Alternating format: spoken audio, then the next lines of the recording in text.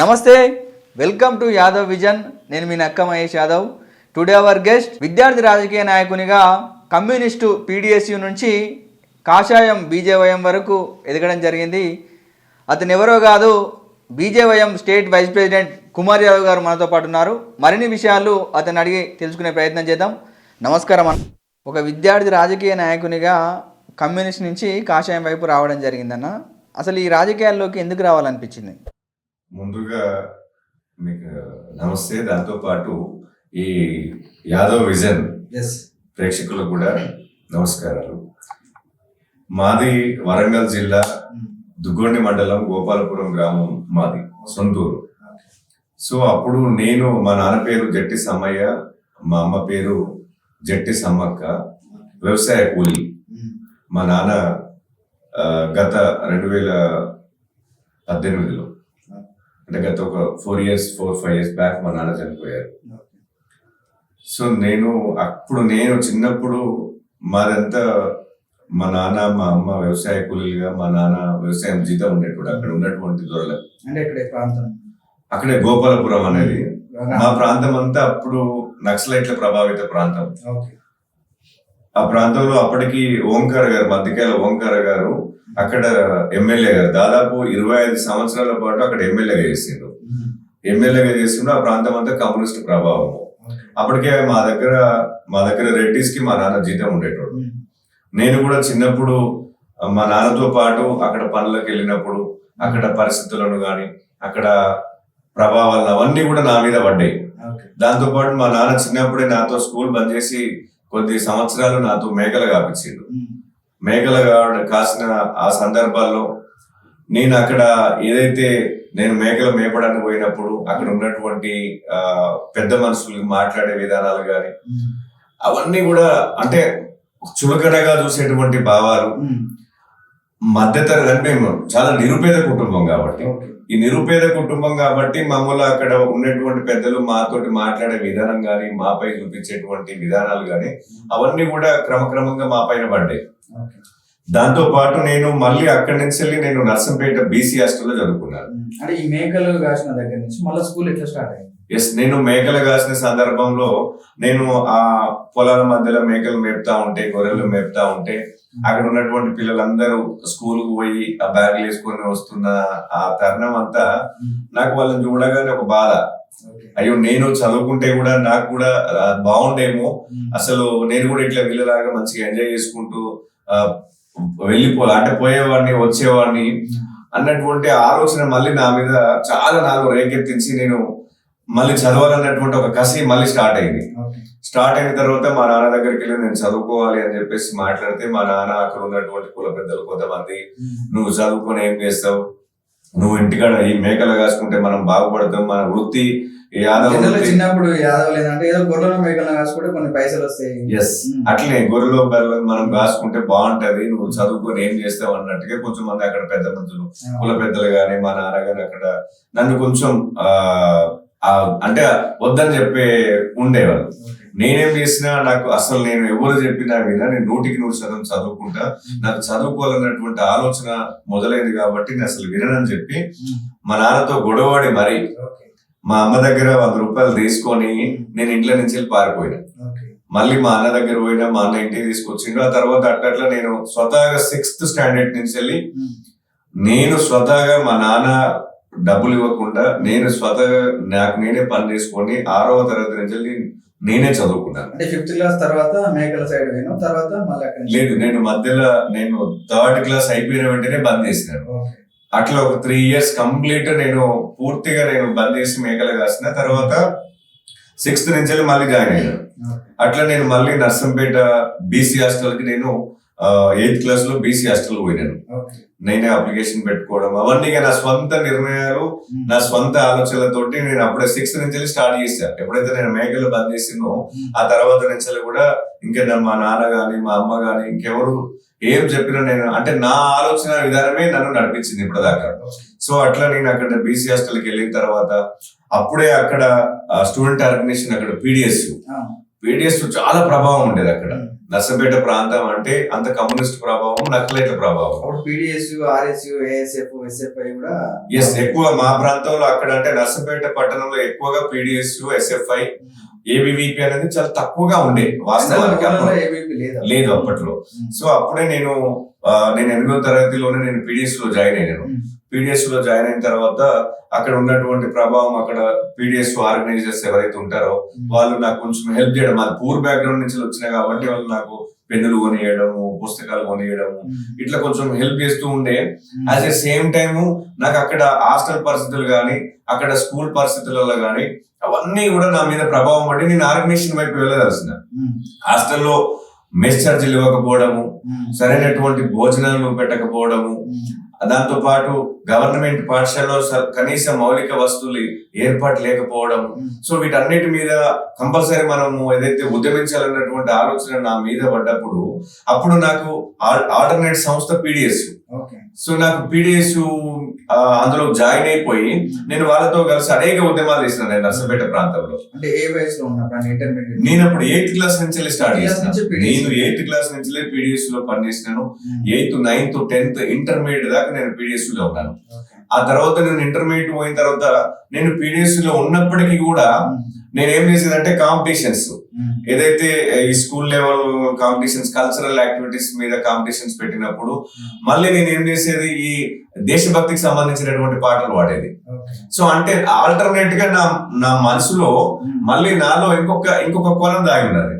అంటే అప్పటి నుంచి మళ్ళీ నేను ఈ దేశభక్తి పాటలు పాడడము, దేశభక్తి మీద స్పీచ్లు ఇవ్వడము, ఈ భగత్ సింగ్ గారి గురించి గాని, తర్వాత ఆజాద్ చంద్రశేఖర్ గారి, సుభాష్ చంద్రబోస్ లాంటి ఈ స్వతంత్ర సమరయోధుల మీద నేను స్పీచ్లు ఇవ్వడము, స్పీచ్ కాంపిటీషన్లకు వెళ్ళడము, ఇట్లా ఇవన్నీ మళ్ళీ ఈ దేశభక్తి వైపు మళ్ళీ ఇది ఒక కోణం ఉండే. సో ఇది గమనించినటువంటి ఏబీవీపీ లీడర్, అక్కడ మా దగ్గర నర్సంపేట పట్టణంలో ఉన్నటువంటి ఏబీవీపీ లీడర్స్ వచ్చి నాతో మాట్లాడడం, తమ్ముడు నువ్వు నీ దగ్గర పూర్తిగా నీ దగ్గర జాతీయ భావాలు ఉన్నాయి, నీ దగ్గర దేశభక్తి ఉన్నది, ఇగో ఈ దేశభక్తి గల సంస్థలు ఇగో ఏబీవీపీ ఉంటది, మనం ఈ ఏబీవీపీ అనే సంస్థ పూర్తిగా ఈ దేశం కోసమే పనిచేస్తుంది, ఈ జాతి నిర్మాణం కోసమే పనిచేస్తుంది అని చెప్పేసి వాళ్ళు ఎప్పుడైతే నాతో మాట్లాడిన సందర్భంలో నా ఆలోచన కూడా అక్కడ వైపే ఉంది కదా. సో అవి రెండు మ్యాచ్ అయిపోయినాయి. సో అయితే నేను ఇప్పటిదాకా నడిచినటువంటి ట్రాక్ సరైనటువంటిది కాదేమో, బహుశా ఇప్పుడు వెళ్ళే ట్రాక్ కరెక్ట్ ఉండాలన్నట్టుగా నేను అప్పుడు మళ్ళీ ఏబీవీపీలో జాయిన్ అవ్వడం, నేను కాలేజ్ ప్రెసిడెంట్ గా చేసినాడు అక్కడ Narsampet government junior college president గా చేయడము. సో అట్లా నాకు ఏబీవీపీ అటాచ్మెంట్స్ బాగా పెరిగిపోయినాయి. అట్లా నేను ఏబీవీపీలో కొద్ది రోజులు పనిచేసిన తర్వాత అప్పటికే నేను హ్యాండ్బాల్ కూడా నేను జాతీయ స్థాయి క్రీడాకారుని. హ్యాండ్బాల్ నేను నేషనల్ ప్లేయర్, హ్యాండ్బాల్ కూడా. అట్లా స్పోర్ట్స్ వైపు వెళ్ళడం, తర్వాత మాది కొద్దిగా పూర్ బ్యాక్గ్రౌండ్ అవడం, ఫైనాన్షియల్ గా చాలా కొట్టుమిట్టాడుతున్నటువంటి కుటుంబం కాబట్టి అప్పుడు నేను మా నాన్న మళ్ళీ ఇంకా చదువు అవసరం లేదు, నువ్వు చదువు బంద్ చేయి అని చెప్పేసి ఇట్లా చెప్పడం. సో కొద్దిగా ఇంటి దగ్గర మా నాన్న కాలికి ఇబ్బంది పడడం, ఆర్థికంగా చాలా డీల పడిపోవడం, ఈ పరిస్థితులలో నేను మళ్ళీ నా కుటుంబానికి నేను చేదోడవాదులుగా ఉండాలన్న కాన్సెప్ట్ తోటి నేను హైదరాబాద్కి వచ్చేసాను. జనరల్ గా ఏబీపీకి వెళ్ళినప్పుడు జనరల్ పీడిఎస్ కి ఏబీపీకి చాలా విభేదాలు ఉంటాయి. మరి పీడిఎస్ కి సంబంధించినటువంటి మీ పైన ఉన్నటువంటి విద్యార్థి నాయకులు మిమ్మల్ని ఏమంటారు? నేను వాళ్ళందరూ నాతో మాట్లాడారు, నేను కూడా వాళ్ళతో మాట్లాడాను. పీడిఎస్ లో ఉన్నటువంటి పెద్దవాళ్ళు నాతో ఎందుకు నువ్వు ఏబీవీపీలోకి ఎందుకు పోతున్నావు అంటే నేను వాళ్ళకి సబ్జెక్ట్ చెప్పినాను, నేను క్షుణ్ణంగా వాళ్ళకి అర్థమయ్యేటట్టు చెప్పినాను. ఇది నా వ్యక్తిగత భావం, నాకు దేశభక్తి మీద ఉన్నటువంటి భావంతో నేను ఇవాళ ఈ ఏబీవీపీలో వెళ్ళడానికి. అక్కడ కూడా సేమ్, ఇప్పుడు ఏబీవీపీ అయినా, పీడిఎస్యూ అయినా, ఎస్ఎఫ్ అయినా కూడా ఏదైనా ఏ స్టూడెంట్ ఆర్గనైజేషన్ అయినా కూడా విద్యారంగ సమస్యల మీద ఉద్యమించాలి. సో విద్యారంగ సమస్యల మీద ఉద్యమించడంతో పాటు ఈ దేశంలో ఉన్నటువంటి యువతను ఒక సరైనటువంటి మార్గంలో తీసుకెళ్లాలనుకున్నప్పుడు అప్పుడు నాకు ఆల్టర్నేటివ్ గా ఏబీవీపీ కనబడుతుంది.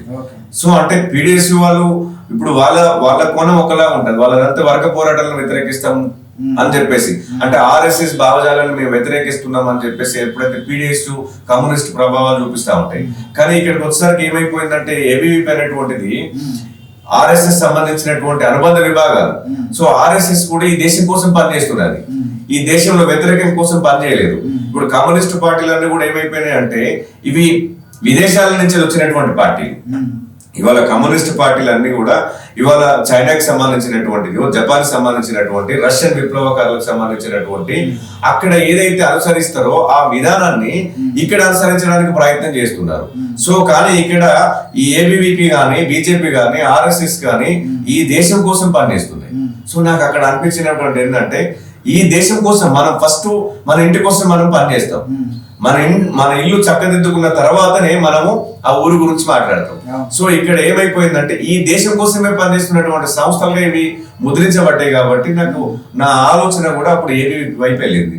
సో నాకు పీడిఎస్ వాళ్ళు చెప్పినప్పుడు కూడా నేను అదే చెప్పినాను, ఈ దేశంలో పుట్టినటువంటి ఈ సంస్థలు ఈ దేశం కోసమే పనిచేస్తున్నప్పుడు ఈ దేశం ఈ నా శరీరంలో ఉన్నటువంటి ప్రతి కణం కూడా, నా శరీరంలో ఉన్న ప్రతి కణం కూడా ఈ దేశానికి అంకితం, ఈ దేశానికే సమర్పిస్తా అని చెప్పేసి ఏబీవీపీ స్లోగన్ తీసుకొని పనిచేస్తున్నప్పుడు నేను పరాయి దేశంలో ఉన్నటువంటి కమ్యూనిస్ట్ భావజాలంలో నేను ఎందుకు ఇమిడి ఉండాలన్నటువంటి ఆలోచన నాలో మొదలైనప్పుడు అప్పుడు నేను మళ్ళీ ఏబీవీపీలో ఉంటే ఏబీవీపీలో పనిచేయడం జరిగింది.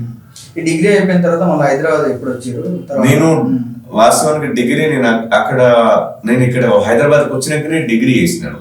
సో నేను ఫైనాన్షియల్ సమస్యతోటి ఇష్యూలో ఉన్నప్పుడు నేను హైదరాబాద్కి వచ్చిన. హైదరాబాద్కి వచ్చిన తర్వాత నేను మళ్ళీ ఆల్టర్నేట్ గా చదవాలి, నా కాన్సెప్ట్ అంతా మళ్ళీ చదువుకోవాలి. హైదరాబాద్ లో పని చేసుకుంటూ హైదరాబాద్ కూడా నేను రావడానికి చాలా కారణం ఆర్థికమైనటువంటి సమస్యలు ఉండే. నేను కర్నూలులో నేను స్టేట్ మీట్ ఆడి, హ్యాండ్బాల్ స్టేట్ మీట్ ఆడి నేను రిటర్న్ వెళ్తా ఉంటే కరుణాకర్ అన్న ఒక బిల్డర్ హైదరాబాద్ లో ఉంటాడు, ఫతనగర్ లో. ఆ అన్న మా వెనక సైడ్ వరంగల్ అని రాసి ఉండడం వల్ల ఆయన వరంగల్ సొంతూరు.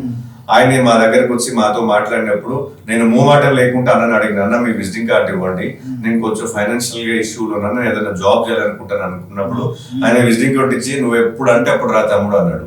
సో నేను వెళ్ళిన ఒక వారం రోజులకే నేను ఆయనకు ఫోన్ చేయడం, పాపం ఆయన హైదరాబాద్కి రావనడం.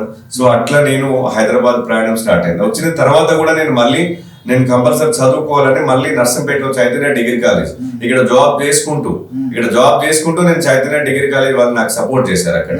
సో నాకు అక్కడ ఆర్గనైజేషన్ ద్వారా బాగా పరిచయం ఉన్నటువంటి వాళ్ళు కాబట్టి నాకు సపోర్ట్ చేసిళ్ళు. అట్లా నేను మళ్ళీ అక్కడ డిగ్రీ చేయడం, ఇక్కడ పని చేసుకుంటేనే నేను తెలంగాణ యువ స్ట్రగుల్ ఫోరం అని ఒక సంస్థను నేను అప్పుడు స్థాపించాను సొంతంగా. సో ఎందుకోసం అంటే అప్పుడే తెలంగాణ ఉద్యమం ఉవ్వెత్తున అవుతాము. తెలంగాణ ఉద్యమం పార్లమెంట్ లో ఈ తెలంగాణ బిల్లును ప్రవేశపెట్టాలని చెప్పేసి నేను ఆ ఒక సంస్థ ద్వారా మళ్ళీ అదే నర్సంపేట పట్టణంలో కమ్యూనిస్ట్ ఆర్గనైజేషన్స్ కానీ, బీఆర్ఎస్ కు సంబంధించినటువంటి పార్టీ కానీ, ఏబీవీపీ కానీ, నా సొంత ఆర్గనైజేషన్, అది యూత్ ఆర్గనైజేషన్.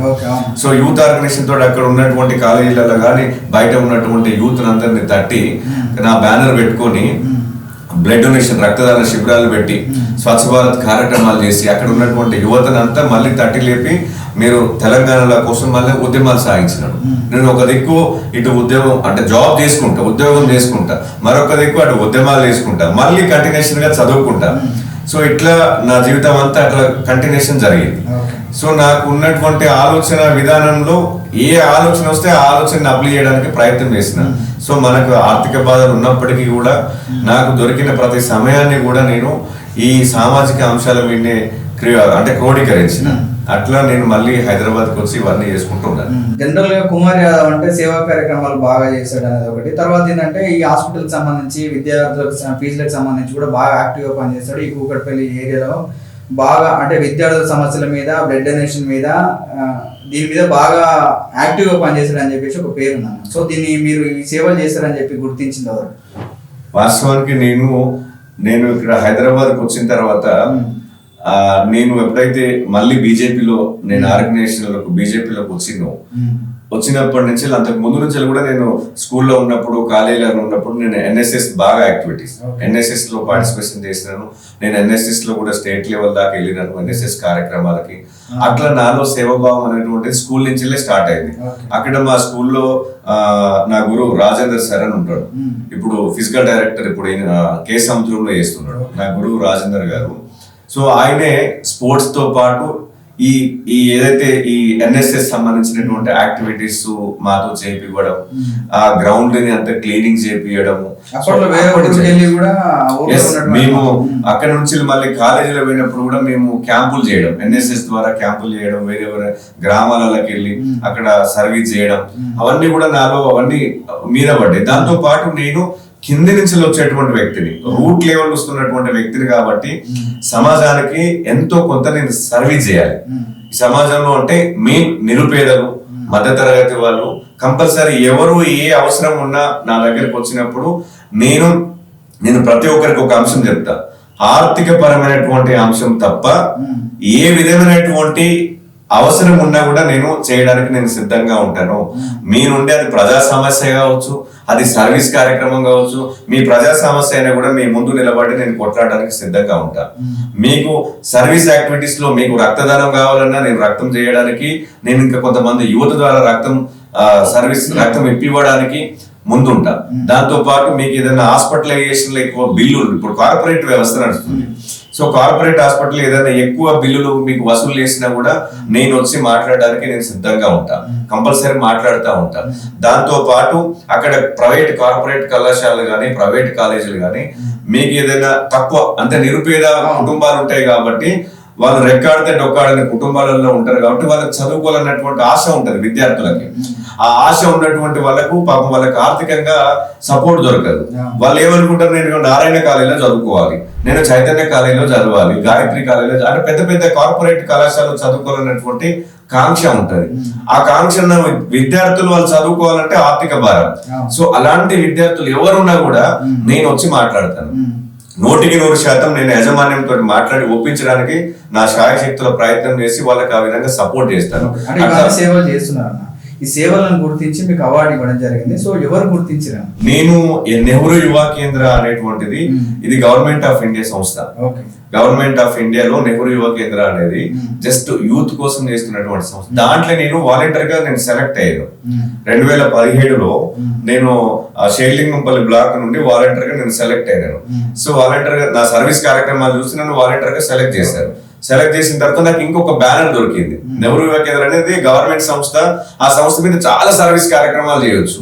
దాంట్లో స్వచ్ఛ భారత్ కార్యక్రమాలు కానీ, యూత్ క్లబ్ డెవలప్మెంట్ కానీ, మహిళా మండలి డెవలప్మెంట్ కానీ, ఈ నిరుపేద మహిళలకు ఉచితంగా టైలరింగ్ శిక్షణ ఇప్పివ్వడం కానీ, దాంతో పాటు హెల్త్ సెంటర్ విజిట్ చేయడం కానీ, స్వచ్ఛ భారత్ యాక్టివిటీస్ చేయడం కానీ. సో ఇట్లా నాకు ప్రజలతోటి కనెక్టివిటీ పెరగడానికి ఇంకొక సంస్థ తోడైంది. నాకు దాంట్లో రెమ్యునరేషన్ కూడా ఇస్తారు, స్టైఫండ్ ఇస్తారు. సో నాకు ఒక సంస్థ అంటే యాడ్ అయ్యేసరికి నేను ఇంకా ఎక్కువ సర్వీస్ కార్యక్రమాలు చేసిన. దాంతో పాటు దీంట్లోనే ఇదే నెహ్రూ యువ కేంద్రం ద్వారా district level, state level, national level దాకా ఉంటాయి చాలా కార్యక్రమం. సో ఇట్లా నేను డిస్ట్రిక్ట్ లెవెల్ నుంచి డిస్ట్రిక్ట్ లెవెల్ అవార్డు తీసుకోవడం, ఆ తర్వాత స్టేట్ లెవెల్ అవార్డ్స్ తీసుకోవడం, ఆ తర్వాత నేను నేషనల్ లెవెల్ హర్యానాలో నేషనల్ లెవెల్ అవార్డ్స్ తీసుకోవడం, యూత్ అవార్డు తీసుకున్న తర్వాత అప్పుడు బిఆర్ఎస్ గవర్నమెంట్, అప్పుడు టిఆర్ఎస్ గవర్నమెంట్, అప్పుడు ఎంపీ రంజిత్ రెడ్డి గారు ఉండే చేవెల్లో. సో బిఆర్ఎస్ ఎంపీ గారు గవర్నమెంట్ తరఫున కూడా మాకు సన్మానం చేయడం జరిగింది నాకు అవార్డు వచ్చినప్పుడు కూడా. సో అట్లా నాకు సోషల్ సర్వీస్ మీద చాలా అవార్డ్స్ వచ్చినాయి. ఇక్కడ లోకల్ చాలా సంస్థల నుంచి కానీ నాకు బెస్ట్ ఏంటంటే best youth award, national award కాబట్టి సో నాకు అది అచీవ్మెంట్ పెద్దది. సో అట్లా నేను అవార్డ్స్ తీసుకోవడం నిత్యం ఇప్పటికీ కూడా నేను పార్టీలకు అతీతంగా, కులాలకు అతీతంగా, మతాలకు అతీతంగా ఎవరు ఫోన్ చేసినా కూడా నా నుండి ఒక ఫైనాన్షియల్ గా తప్ప ఏ అంశం మీదనైనా కూడా నేను వాళ్ళకి అది పోలీస్ స్టేషన్ సమస్య కావచ్చు, మండల ఆఫీస్ సమస్య కావచ్చు, జిహెచ్ఎంసీ ఆఫీస్ సమస్య కావచ్చు, లేదా వాటర్ వర్క్స్ అయినా కానీ, లేదా డ్రైనేజ్ సంబంధించినటువంటి సమస్య కానీ, లేదా కాలేజీలకు సంబంధించిన, స్కూల్స్ సంబంధించినటువంటి, హాస్పిటల్కి సంబంధించినటువంటి ఏ సమస్య వచ్చినా కూడా నేను సర్వీస్ చేయడానికి నేను ఎప్పుడూ ముందు ఉంటా. గతంలో ఉన్నాను, భవిష్యత్తులో కూడా ఉంటాను. ఎందుకంటే హాల్వెన్ కాలనీ డివిజన్ నేను అక్కడ నాది పుట్టిన హాల్వెన్ కాలనీ డివిజన్ 124కి వస్తుంది. సో నేను గత ఒక 7-8 సంవత్సరాల నుంచి ఫుల్ ఫ్లెడ్జ్డ్ గా అక్కడ పబ్లిక్ లో సర్వీస్ చేస్తున్నా.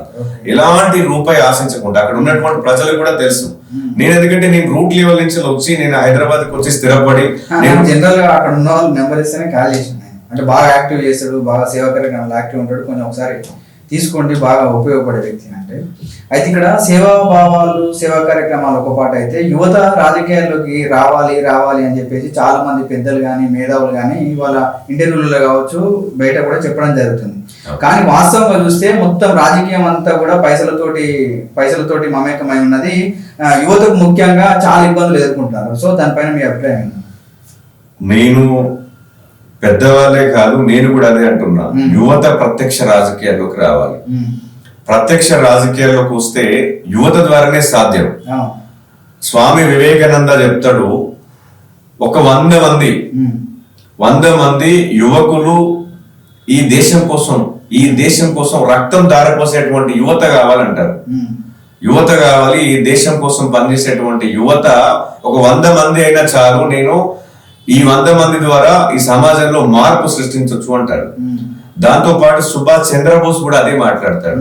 నేను ఇంకొకటి కూడా చెప్తా, దేశ స్వతంత్ర పోరాటంలో నూనూగు మీసాల నవ యువకుడు భగత్ సింగ్ ఉరికంబం ఎక్కుతూ కూడా నవ్వుతూ ఉరికంబం ఎక్కినటువంటి ఒక యువకుడే కదా భగత్ సింగ్.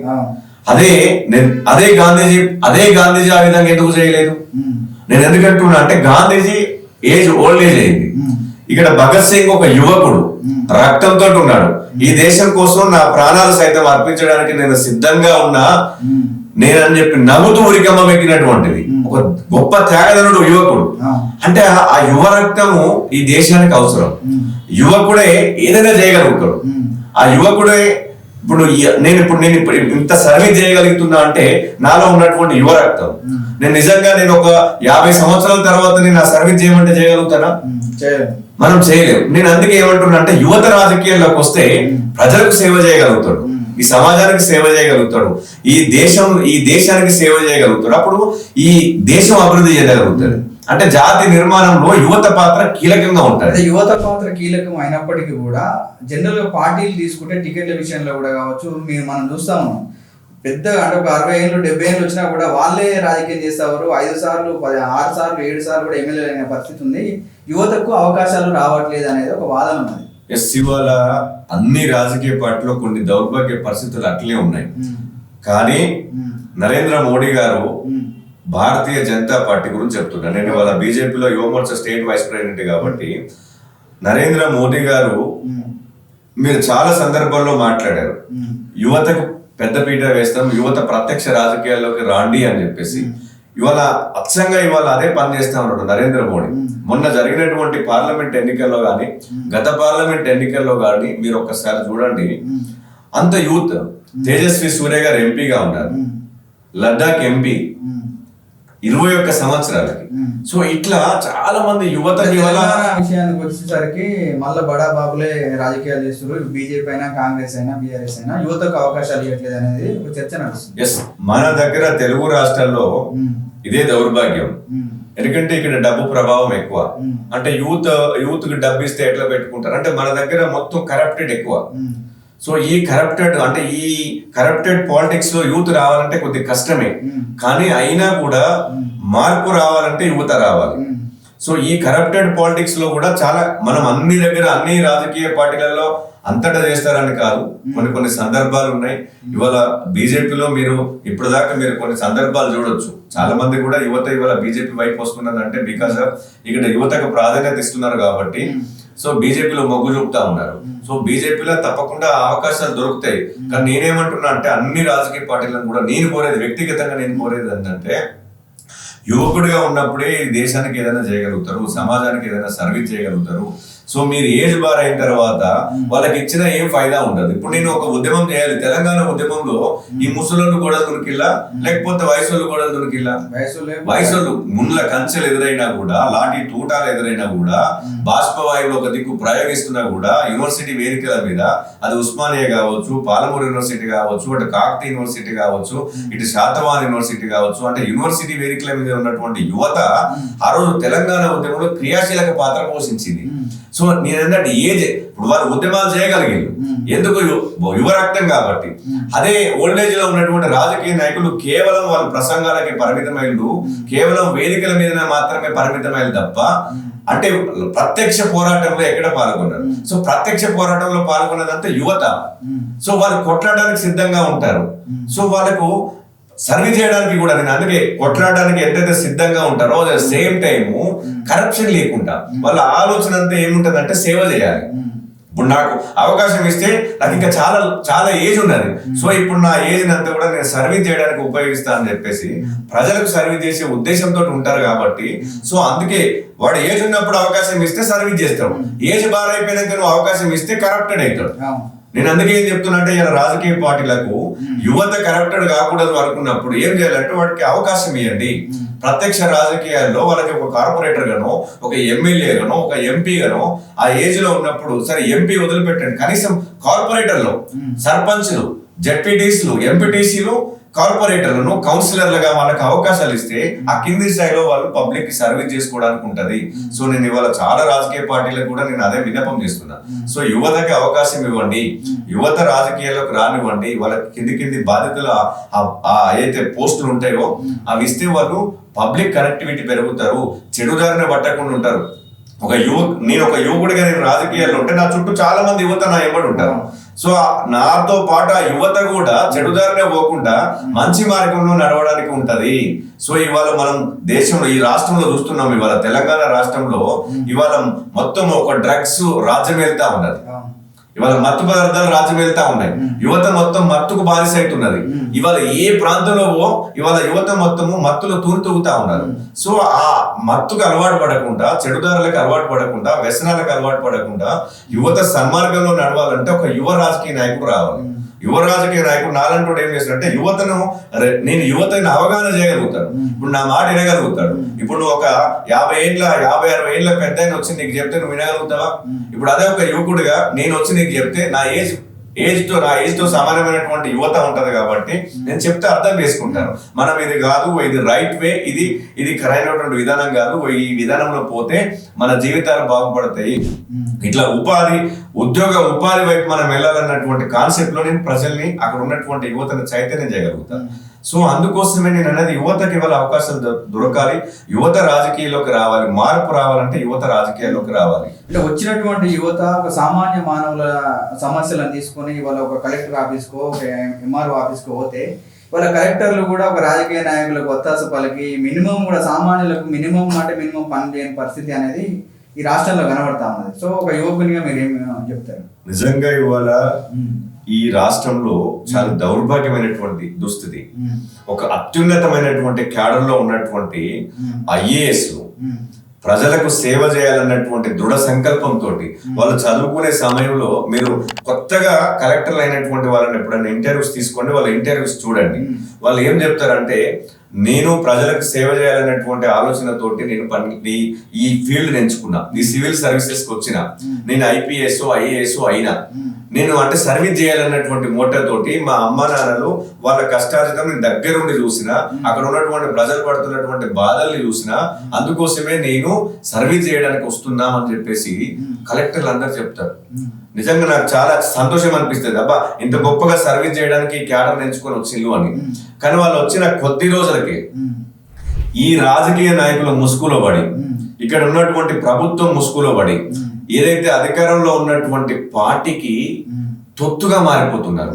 ఇవాళ సామాన్యులకి సేవ చేయాల్సినటువంటి ఒక కలెక్టర్ల కార్యాలయ దగ్గర పోయి ఒక సామాన్యుడు ఎన్నిసార్లు కలెక్టర్ కార్యాలయ చుట్టూ వాళ్ళ చెప్పులు అరిగేదాకా తిరిగినా కూడా కలెక్టర్లు సామాన్యులను కలవలేనటువంటి దుస్థితి. ఇవాళ అదే కలెక్టరు ఒక అధికార పార్టీకి సంబంధించినటువంటి ఒక ఎమ్మెల్యేనో, ఒక మంత్రియో, ఒక ఎంపీనో, ఒక ముఖ్యమంత్రి ఫోన్ చేస్తే వాళ్ళ ఇంటికి పోయి సేవ చేస్తున్నారు. ఇవాళ మీరు అంటే ఏం ఎంచుకొని ఇక్కడికి వచ్చిళ్ళు, మీరు ఏం వాగ్దానంతో ఇక్కడికి ఈ సర్వీస్ లోకి వచ్చిళ్ళు? మీరు సామాన్య ప్రజలకి సేవ చేస్తాము, మీరు అక్కడ ఒక గ్రంథం మీద ఒట్టేసుకొని వస్తున్నారు. మీరు సామాన్య ప్రజలకి మేము సేవ చేస్తామన్నటువంటి ఆలోచనతో వచ్చినటువంటి మీరు ఎవరికి సేవ చేస్తున్నారు అయ్యా అంటే బడాబాబులకు సేవ చేస్తున్నారు, బడాబాబుల కోసం పనిచేస్తున్నారు. మీరు నిన్న 2-3 రోజుల నుంచి జరిగినటువంటి తతంగం, రేవతి అనే మహిళ ఒక సెలబ్రిటీ ద్వారా, ఒక సెలబ్రిటీ అక్కడికి వస్తే, అల్లు అర్జున్ అనేటువంటి ఒక హీరో అక్కడ థియేటర్ కాడికి వచ్చినప్పుడు తొక్కిస్లాట్ లో చనిపోయింది ఒక సామాన్యమైనటువంటి మహిళ. ఆశ అంటే సినిమా చూడాలనేటువంటి కామన్ గా చూస్తూ ఉంటారు, అదొక వినోదం, అందరు చూడాలనే మీరు సినిమాలు తీస్తారు. సో వినోదం కోసం అక్కడికి పోయి పాపం వికట జీవిగా ఇవాళ వాళ్ళ కుటుంబం, ఇవాళ అదే అబ్బాయి వాళ్ళ కొడుకు రేవతి కొడుకు హాస్పిటల్లో ఉంటే ఇప్పటి వరకు ఎవ్వరు కూడా వెళ్ళి పరామర్శించరు. కానీ అల్లు అర్జున్, మీరు ఒక్కసారి చూడండి, అల్లు అర్జున్ అరెస్ట్ అయిన 24 గంటలు గడవక ముందే ఆయనకు ఒక బెయిల్, ఒక కోర్టు ఏమో బెయిల్ వద్దంటది, మరొక కోర్టు ఏమో బెయిల్ ఇస్తుంది. ఈ జడ్జీలు, ఈ లాయర్లు, ఈ వ్యవస్థ అంతా కూడా ఎవరి కోసం పనిచేసింది? ఇవాళ వ్యవస్థ దేనికోసం పనిచేస్తుంది? అది ఇవాళ సామాన్యుడేమో ఆడు చనిపోయినటువంటి తల్లి పాపం అబ్బాయికి చనిపోయిందన్న విషయం కూడా తెలియదు. ఆడు చావు బతుకుల మధ్య కొట్టుమిట్టాడుకుంటానేమో హాస్పిటల్ ఉంటాడు. ఈయన అరెస్ట్ అయిన 24 గంటలు ఈయనకు బెయిల్ ఇస్తారు. బెయిల్ ఇచ్చిన వెంటనే ఏదో కొంపలంటుగా పోయినట్టు, లేదా అల్లు అర్జున్ కుటుంబంలో ఏదో విషాద ఛాయలు అలుముకుపోయినట్టుగా ఇవాళ రాజకీయ నాయకులు, బడాబాబులు అందరు ఇవాళ ఆయన ఇంటికి క్యూ కడుతున్నారు. ఇవాళ ప్రతిపక్ష పార్టీలు అన్నటువంటి బీజేపీ తర్వాత బీఆర్ఎస్ కూడా అల్లు అర్జున్ అరెస్ట్ చేయడం అప్రజాస్వామికం అని చెప్పేసి మాట్లాడుతున్నారు. ఎక్కడ కూడా చెప్పలేదు ఏ నాయకులు. మేము బీజేపీగా ఎక్కడ కూడా దాన్ని వ్యతిరేకించలేదు. చట్టం తన పని తాను చేసుకుంటూ పోతుంది. మేము దాన్ని 100% మేము స్టేట్మెంట్ ఇవ్వడం కాదు, అది కొంతమంది రాసుకుంటున్నారు. అవి మేము ఎక్కడ కూడా, మా పెద్ద నాయకులు ఎక్కడ కూడా స్టేట్మెంట్ ఇవ్వలేదు. సో ముఖ్యమంత్రి రేవంత్ రెడ్డి సంబంధించినటువంటి విషయంలో అల్లు అర్జున్ గారు ఏదో వేదిక మీద ఆయన పేరు పలకడం కొంచెం ఆలస్యం అయిపోయి, ఆలస్యంగా పలకడం ద్వారా ముఖ్యమంత్రి గారు ఏమన్నా కక్ష కట్టిలేమో, అందుకే ఆయన అరెస్ట్ చేసేమో. కేటీఆర్ కూడా రేవంత్ రెడ్డిని ఒక సినిమా వాళ్ళే గుర్తుపడతలేరు, సామాన్య జనాలు గుర్తుపడతలేరు అని చెప్పి రకరకాల సోషల్ మీడియాలో ట్రోల్స్ చేస్తున్నారు. అయితే అదొక పక్కకు పెట్టి, అయితే ఆ అంశం మీద బహుశా చేసిల్లో అన్నట్టుగా అన్నారు, కానీ మేము అరెస్ట్ విషయంలో మేము ఎక్కడ కూడా మాట్లాడలేదు. సరే, అది సెకండరీ. నేను ఏమంటున్నా అంటే వ్యత్యాసం చెప్తున్నా, అంటే సామాన్యుడికి బలిసినోడికి వ్యత్యాసం చెప్తున్నా. సో ఇవాళ అధికారులు, కలెక్టర్లు కానీ, ఆర్డీఓలు కానీ, ఎంఆర్ఓలు కానీ, ఎంపీటీఓలు కానీ, ఈ రాష్ట్రంలో ఉన్నటువంటి అన్ని శాఖలకు సంబంధించినటువంటి ప్రభుత్వ ఉద్యోగులు మీరు అంటే ఎవరి కోసం పనిచేస్తున్నారు? ఇవాళ సామాన్యుడికి మీరు ఒకసారి అన్ని కార్యాలయాలకు వెళ్ళండి, ఫైళ్లు మొత్తము దుమ్ము పట్టిపోయినాయి, చెత్తలు పడుతున్నాయి. ఫైళ్లు సంవత్సరాల కొద్ది పెండింగ్ లో ఉన్నటువంటి ఫైళ్లు చెత్త పట్టిపోతా ఉంటాయి, వాటిని పట్టించుకోరు సామాన్యుడు. ఎన్నిసార్లు మీరు ఒకసారి నేను స్వయంగా చాలా సార్లు కలెక్టర్ల కార్యాలయానికి పోయిన సామాన్యుల ద్వారా పోయినప్పుడు ఏ ఒక్క రోజు కలెక్టర్లు సమయం ఇవ్వరు. కలెక్టర్ కంటే ముందు కలెక్టర్ సీసీ ఉంటారు, కలెక్టర్ సీసీలే చెప్తారు ఇవాళ కలెక్టర్ గారు బిజీగా ఉన్నారు. వాళ్ళ సమయం ఏంటంటే సాయంత్రము ప్రతిరోజు కంపల్సరీ సాయంత్రం 3 గంటల నుంచి 5 గంటల మధ్యలో సామాన్యులు కలవాలి. కలెక్టర్లు ప్రజాద్వారి ద్వారా కలెక్టర్లు సామాన్యులు కలవాలి. ఇవాళ కలెక్టర్ ఆ సమయంలో పోయినా కూడా కలెక్టర్ గారు బిజీగా ఉన్నారు. కలెక్టర్ గారు స్థానిక ఎమ్మెల్యే గారితో మాట్లాడుతున్నారు. కలెక్టర్ గారు ఇప్పుడే మీటింగ్ పోయారు, సెక్రటరియట్ మీటింగ్ పోయారు. కలెక్టర్ గారు ముఖ్యమంత్రితో మీటింగ్ ఉన్నారు, కలెక్టర్ గారు మంత్రులతో మీటింగ్ ఉన్నారు. అక్కడ పోయిన సిబ్బంది మొత్తం సీసీ గారు కానీ, పిఎల్ కానీ, అక్కడ ఉన్నటువంటి సిబ్బంది కానీ ఆ మెట్లకి కూడా ఆలస్యం ఇవే విషయాలు చెప్తారు. కలెక్టర్ లోపల ఉన్నా కూడా కలెక్టర్ కాన్ఫరెన్స్ లో ఉన్నాడు, కలెక్టర్ జూమ్ మీటింగ్ లో ఉన్నాడు, దయచేసి మీరు రేపు రండి, ఇట్లా సంవత్సరాలు గడిచినా కూడా ఆ సామాన్యుడు పాపం ఆ కార్యాలయం చుట్టూ తిరుగుతూనే ఉంటాడు. కానీ ఆయన పని కాదు. మళ్ళీ అదే కలెక్టరు అదే బలిసిన దగ్గర ఏదైనా సమస్య వచ్చిందంటే ఈయన అక్కడికి వెళ్ళి వాళ్ళ పనులు చేసుకొని వస్తాడు. అంటే ఇవాళ వ్యవస్థలు ఎడిపోతున్నాయి. నేను అనేది మార్పు అనేది, ఆ మార్పు రావాలి. ఆ మార్పు రావాలంటే నాలాంటి యువత రాజకీయాల్లోకి రావాలి. ఆ మార్పులు నాలంటాడు నేను ప్రశ్నిస్తగలుగుతా. నేను కలెక్టర్ గారిని కానీ, ఆర్టీఓని కానీ, సంబంధిత శాఖలలో మార్పు అని చెప్పేసి యువత రాజకీయాల్లోకి వచ్చిన తర్వాత కూడా వీళ్ళు కూడా రాజకీయ నాయకులే కాబట్టి వీళ్ళు కూడా అట్లనే కలెక్టర్లను ఇంటికి పిలిపించుకునే ప్రయత్నం చేస్తారు అనేసి వాదన కోసమే యువత రాజకీయాల్లోకి రావాలంటున్నాం. ఇవాళ అన్ని రాజకీయ నాయకులు కాదు. నేనేమంటున్నా అంటే ఇవాళ ఇప్పటిదాకా ఒక ఎంపీగా పనిచేసో, లేకపోతే ఒక మినిస్టర్ గా పనిచేసో, ఒక ముఖ్యమంత్రిగా పనిచేసినట్టు వారసత్వం ఉన్నటువంటి వాళ్ళని నేను రాజకీయాల్లోకి రమ్మనట్లేదు. ఇవాళ సామాన్యమైనటువంటి ఇవాళ నార్మల్ ప్రజల నుంచి రావాలంటున్నా యువతని. నువ్వు అన్నట్టుగా యువత రావాలి. నేనంటే బయట ఉన్నటువంటి యువత, కొత్త యువత రాజకీయాల్లోకి రావాలి. మీరు అన్నట్టు ఇవాళ ఒక మంత్రి కొడుకు రాజకీయ నాయకుడు అయితే అదే పని చేస్తాడు, ఒక ఎమ్మెల్యే కొడుకు మళ్ళీ ఎమ్మెల్యే అయితే అదే పని చేస్తాడు, ఒక ముఖ్యమంత్రి కొడుకు రేపొద్దున ఆయన రాజకీయాల్లోకి వచ్చి ఉంటే వారసత్వ రాజకీయాలను మనం ఎప్పుడైతే వస్తాయో తప్పకుండా ఇదే విధానం అవలంబిస్తుంది. సో కొత్త రక్తం, ఒక కొత్త వరవాడికి రావాలంటే కొత్త రక్తం రావాలి. సో కొత్త రక్తం రాజకీయాల్లోకి వస్తే ఏమిటంటే ఒక కొత్త వాతావరణం వస్తుంది, కొత్త మార్పు వస్తుంది, అధికారంలో చేంజ్ వస్తుంది, వ్యవస్థలో చేంజ్ వస్తుంది, ప్రజల్లో మార్పు వస్తుంది. ఆల్టర్నేట్ గా మనం ఏ ఒక్క ప్రభుత్వం కానీ ఒక మంత్రి అయినా కూడా లేదా ఒక ముఖ్యమంత్రి అయినా కూడా, ఒక అధికారి అయినా కూడా, ఎనీ వాళ్ళు కూడా ఎవరికి న్యాయం కావాలంటారు? అంతిమంగా సామాన్యుడికి న్యాయం జరగాలి అంటారు. అంతిమంగా సామాన్యుడికి ఎప్పుడు న్యాయం జరుగుతుంది? ఈ మార్పులు సంభవించినప్పుడే. నువ్వు ముఖ్యమంత్రి కూడా అదే మాట్లాడతారు వేదికల మీద, నేను సామాన్యుడికి న్యాయం చేయడం కోసమే పనిచేస్తున్నా అంటారు. మంత్రులు అదే మాట్లాడతారు. కానీ నేను ఒకటే ఈ రాష్ట్ర ప్రభుత్వంలో ఒకటి అడుగుతున్నా. ఇప్పుడు దాకా మంత్రులుగా చలామణి అయ్యి కదా, మీకు సంబంధించినటువంటి శాఖలు, ఇప్పుడు సపోజ్ రెవెన్యూ శాఖ ఉన్నది, రెవెన్యూ శాఖకు సంబంధించినటువంటి మంత్రి గారు ఎన్నిసార్లు నువ్వు కలెక్టర్ కార్యాలయంలో పోయి ఫైల్ చూసినావు? ఎన్నిసార్లు నువ్వు రెవెన్యూ ఆర్డీఓ కార్యాలయంలో పోయి అక్కడ ఉన్నటువంటి ఫైల్ చూసినావు? ఎన్నిసార్లు నువ్వు సెక్రటరియట్ పోయి అక్కడ ఉన్నటువంటి ఫైల్ చూసినావు? ఎందుకు పెండింగ్ లో ఉన్నటువంటి ఫైల్ గురించి మాట్లాడరు?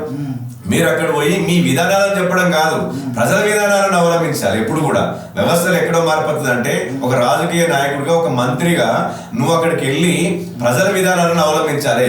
నువ్వు ఆర్డీఓ కార్యాలయంలో కూర్చొని నువ్వు ఎన్ని పెండింగ్ ఫైల్స్ ఉన్నాయో తీసుకురమ్మని ఫస్ట్ అక్కడ ఉన్నటువంటి ఎందుకు ఈ సమస్య పెండింగ్ లో ఉన్నది అక్కడ ఉన్నటువంటి సంబంధిత అధికారులతో మాట్లాడు. అక్కడ నువ్వు నేను ఎంచుకునేది ఎందుకు ప్రజలు? వాళ్ళ ఎమ్మెల్యేలు కూడా ఎప్పుడు చూడు వాళ్ళ స్వార్థం కోసమే పనిచేస్తారు. ఎక్కడ భూములు కబ్జా చేయాలి, ఎవరు బిల్డింగ్ లేపుతున్నారో నేను ఎంత తెచ్చుకోవాలి. కార్పొరేటర్లు కూడా అదే పని. కార్పొరేటర్లు అయినా ఎమ్మెల్యేలు అయినా కూడా అంటే ఆ ఆలోచనలు ఉన్నారు. కానీ ఒక ఎమ్మెల్యే, ఒక కార్పొరేటరు ఆయన పరిధిలో జరుగుతున్నటువంటి ప్రజల సమస్యలు ఏంది, ఆ సమస్యలు పరిష్కారం అవుతున్నాయా, ఎక్కడెక్కడ పెండింగ్ లో ఉంటున్నాయి, ఏ శాఖలో పెండింగ్ ఉంటున్నాయి, సో వాళ్ళు అంతిమంగా ప్రజలకి కదా పనిచేయాల్సింది. సో అది పనిచేయరు వాళ్ళు. ఆ వ్యవస్థలో మార్పు చేయకుండా ఇప్పుడు ఇంతకుముందు బీఆర్ఎస్ గవర్నమెంట్ ధరని తీసుకొచ్చింది, మళ్ళీ ఈ ధరని కాకుండా మేము భూమాతను తీసుకొస్తామని చెప్పేసి కాంగ్రెస్ గవర్నమెంట్ కూడా చెప్తున్నారు. అంటే ఇది మళ్ళీ స్కామ్ చేయడం కోసం అంటారా, లేకపోతే నిజంగానే ప్రజలకు న్యాయం జరుగుతుంది? 100% ఇవి రెండు స్కాములే. బీఆర్ఎస్ పార్టీ స్కామ్ల పార్టీ, ఇటు కాంగ్రెస్ పార్టీ స్కామ్లు. ఇవాళ కొత్తగా కాంగ్రెస్ పార్టీ స్కామ్ ఇవాళ కొత్తగా ఏం చేస్తలేదు. అవినీతి మరకలు ఇవాళ కాదు, దేశ స్వతంత్రం వచ్చిన తర్వాత అప్పటి నుంచి దాదాపు 60 ఏళ్ళు దేశాన్ని పాలించినటువంటి కాంగ్రెస్ పార్టీ పూర్తిగా అవినీతి మరకల మీదనే ఉన్నది. సో ఇవాళ తెలంగాణ రాష్ట్రంలో అధికారంలోకి వచ్చినాక కూడా నిజంగా మార్పు వస్తుంది అనుకున్నారు ప్రజలు. కానీ మార్పు వచ్చింది, రేవంత్ రెడ్డి కుటుంబంలో మార్పు వచ్చింది, సంబంధిత మంత్రుల కుటుంబాల్లో మార్పు వచ్చింది. ఇవాళ ఈ రాష్ట్రంలో సంబంధించినటువంటి ఖజానాను రాహుల్ గాంధీ కుటుంబంలో నింపడానికి మార్పు వచ్చింది. అంటే వీళ్ళలో మార్పు వచ్చింది తప్ప ప్రజల్లో వచ్చినటువంటి మార్పు అసలు ఎక్కడ కూడా లేదు. ఇవాళ కేవలం కాలయాపన కోసం మాత్రమే పనిచేస్తున్నాయి. ఇవాళ ధర్నీలో అనేక రుసుకులు ఉన్నాయి. ధర్నీ ఎందుకు తీసుకొచ్చిండు? ఒకసారి కేసీఆర్ గారు ధర్నీ తీసుకొచ్చింది ఎందుకు? బడాబాబులను కాపాడడం కోసము. ఎప్పుడైతే గతంలో కమ్యూనిస్టు ప్రభావితం ఉన్నటువంటి ప్రాంతాల్లో అప్పుడు ఉన్నటువంటి భూస్వాములు, ఆసాములు అందరూ కూడా గ్రామీణ ప్రాంతాలను వదిలిపెట్టి పట్టణాలకు వచ్చేళ్ళు. అక్కడ భూములన్నీ కూడా పడవైపోయినాయి. అక్కడ భూములను పట్టించుకున్నటువంటి నాదులు లేవు. ఆ బీడుపడ్డ భూములకి వాటిని కాపాడడం కోసం, దొరలను కాపాడడం కోసం కేసీఆర్ గారు ఆ ధర్నీ తీసుకొచ్చిండు. ధర్నీలో ఎక్కడ కూడా సామాన్యుడికి ఏం ఒరిగేది లేదు. ధర్నీలో సామాన్యుడి పాపం బలైపోయిండు. దాంట్లో సామాన్యుడి పేరు ఎక్కకుండా రకరకాలైనటువంటి పేర్లు ఎక్కేది. చాలా చాలా సమస్యలు ధర్నీలో ఉండే. వాళ్ళ వందలాది ఎకరాలకు ఉన్నటువంటి ఏదైతే భూస్వాములు, ఆసాములు ఉన్నారో వాళ్ళందరినీ కూడా రెగ్యులరేషన్ చేసిండు. ఇదే కేసీఆర్ ధర్నీ తీసుకొచ్చి వాళ్ళ అన్ని మళ్ళీ దీంట్లో ఎక్కించేసి వాళ్ళకి ఈ రైతు బంధును అమలు చేయడం కోసమే ఈ ధర్నీ తీసుకొచ్చిండు. ఎక్కడ కూడా సామాన్యుడికి లాభం చేకూర్చాలన్నటువంటి ఆలోచన లేదు. ఇవాళ మీరు మండల ఆఫీసు చుట్టూ సామాన్యులు తిరుగుతున్నారు. ఇలా ధర్నీలో చేసినటువంటి అవకతవకల మీద మా భూమి లేదు, మా భూమి ఫిజికల్ గా కనపడుతుంది కానీ ఆన్లైన్ లో కనపడతలేదు, ధర్నీలో మాది కనపడతలేదు. ధర్నీలో నా భూమి ఏమో ఇప్పటిదాకా నేనున్న భూమి మీద నేనుంటే ఇంకొక ఆయన పేరు భూమి మీద ఎక్కింది అని చెప్పి ఇట్లా వేలాది మంది రైతులు ఇవాళ ఆఫీసుల చుట్టూ తిరుగుతున్నారు. ఇవాళ ఆయన అది పోయింది. ఇవాళ కొత్తగా భూమాత ఏం లేదు, అదే సేమ్ సైటు, అదే ధర్నీ సైటు, ధర్నీ పేరు తీసి భూమాత అని పెట్టిండు. ఈ భూమాత అని పెట్టి ఈ భూమాతను మింగడం కోసము ఇవాళ రేవంత్ రెడ్డి ప్రయత్నం తప్ప భూమాతలో కూడా ఏమి మార్పు ఉండదు. ఇవాళ మళ్ళీ ఆ బడాబాబులకు సంబంధించినటువంటి వ్యవస్థలో మార్పు తీసుకురావడం కోసం, వాళ్ళ ఖజానా నింపుకోవడం కోసం, వాళ్ళ కమిషన్ల కోసం మాత్రమే ఈ మార్పులు తప్ప సామాన్యులకు ఒరగ పెట్టేది ఏమి ఉండదు. బీజేవైఎం వైస్ ప్రెసిడెంట్ గా కొనసాగుతున్నారు. అసలు ఈ బీజేవైఎం ప్రధాన ఉద్దేశం ఏంటి? అసలు బీజేపీకి వెన్నెముక బీజేవైఎం. సో భారతీయ జనతా పార్టీకి క్రియాశీల పాత్ర పోషించేది భారతీయ జనతా యువ మోర్చా. ఈ రాష్ట్రంలో, దేశంలో ఉన్నటువంటి యువత ఎన్ని సంస్థలు ఉన్నాయంటే దాదాపు ఏబీపీ అని, ఆర్ఎస్ఎస్ అని రకరకాలు ఉన్నాయి. ఇప్పుడు నాన్ పొలిటికల్ ఆర్గనైజేషన్స్ ఆర్ఎస్ఎస్ కానీ, బజరంగ దళ్ కానీ, విశ్వ హిందూ పరిషత్ కానీ, ఇవన్నీ కూడా non political. So political organizations ఇప్పుడు బీజేపీకి అనుబంధ ప్రతి పార్టీకి కూడా ఒక యువజన సంఘం ఉంటుంది, ఒక విద్యార్థి సంఘం ఉంటాయి కామన్ గా. ఇవాళ బీజేపీకి, ఇవాళ భారతీయ జనతా పార్టీకి యువజన సంఘంగా ఇవాళ భారతీయ జనతా యువ మోర్చా. సో మా పార్టీలో ఇంకా రకరకాలైనటువంటి మోర్చాలు ఉంటాయి. దీంట్లో ఓబీసీ మోర్చా ఉంటుంది, ఎస్సీ మోర్చా, ఎస్టీ మోర్చా, మహిళా మోర్చా, దాంతో పాటు కిసాన్ మోర్చా అంటే రైతులకు సంబంధించినటువంటి విభాగంలో ఒక మోర్చా, తర్వాత మహిళలకు సంబంధించినటువంటి విభాగంలో, తర్వాత ఓబీసీకి సంబంధించినటువంటి విభాగంలో, ఎస్సీలకు సంబంధించినటువంటి విభాగంలో భారతీయ జనతా పార్టీలో ఉన్నాయి. దాంతో పాటు వివిధ రాజకీయ పార్టీలు కూడా అన్ని రకాలైనటువంటి క్షేత్రాలు పనిచేస్తూ ఉంటాయి. ఈ అన్ని క్షేత్రాలు పనిచేస్తేనే భారతీయ జనతా పార్టీ. ఇప్పుడు మా దాంట్లో ఉన్నటువంటి ఇవన్నీ పనిచేస్తేనే పార్టీ. సో అంతిమంగా నిర్ణయించింది మళ్ళీ పార్టీలో మళ్ళీ మిగతా బాడీ, టోటల్ బాడీ ఉంటుంది. యువ మోర్చా అనేది ఏంటంటే ఈ రాష్ట్రంలో ఉన్నటువంటి యువత సమస్యల మీద, ఈ రాష్ట్రంలో గత బీఆర్ఎస్ ప్రభుత్వం యువతకు ఇచ్చినటువంటి వాగ్దానాలను విస్మరించింది. ఇవాళ మళ్ళీ కాంగ్రెస్ ప్రభుత్వం యువతకు ఇచ్చినటువంటి వాగ్దానాలను టోటల్గా విస్మరించి పాలించింది.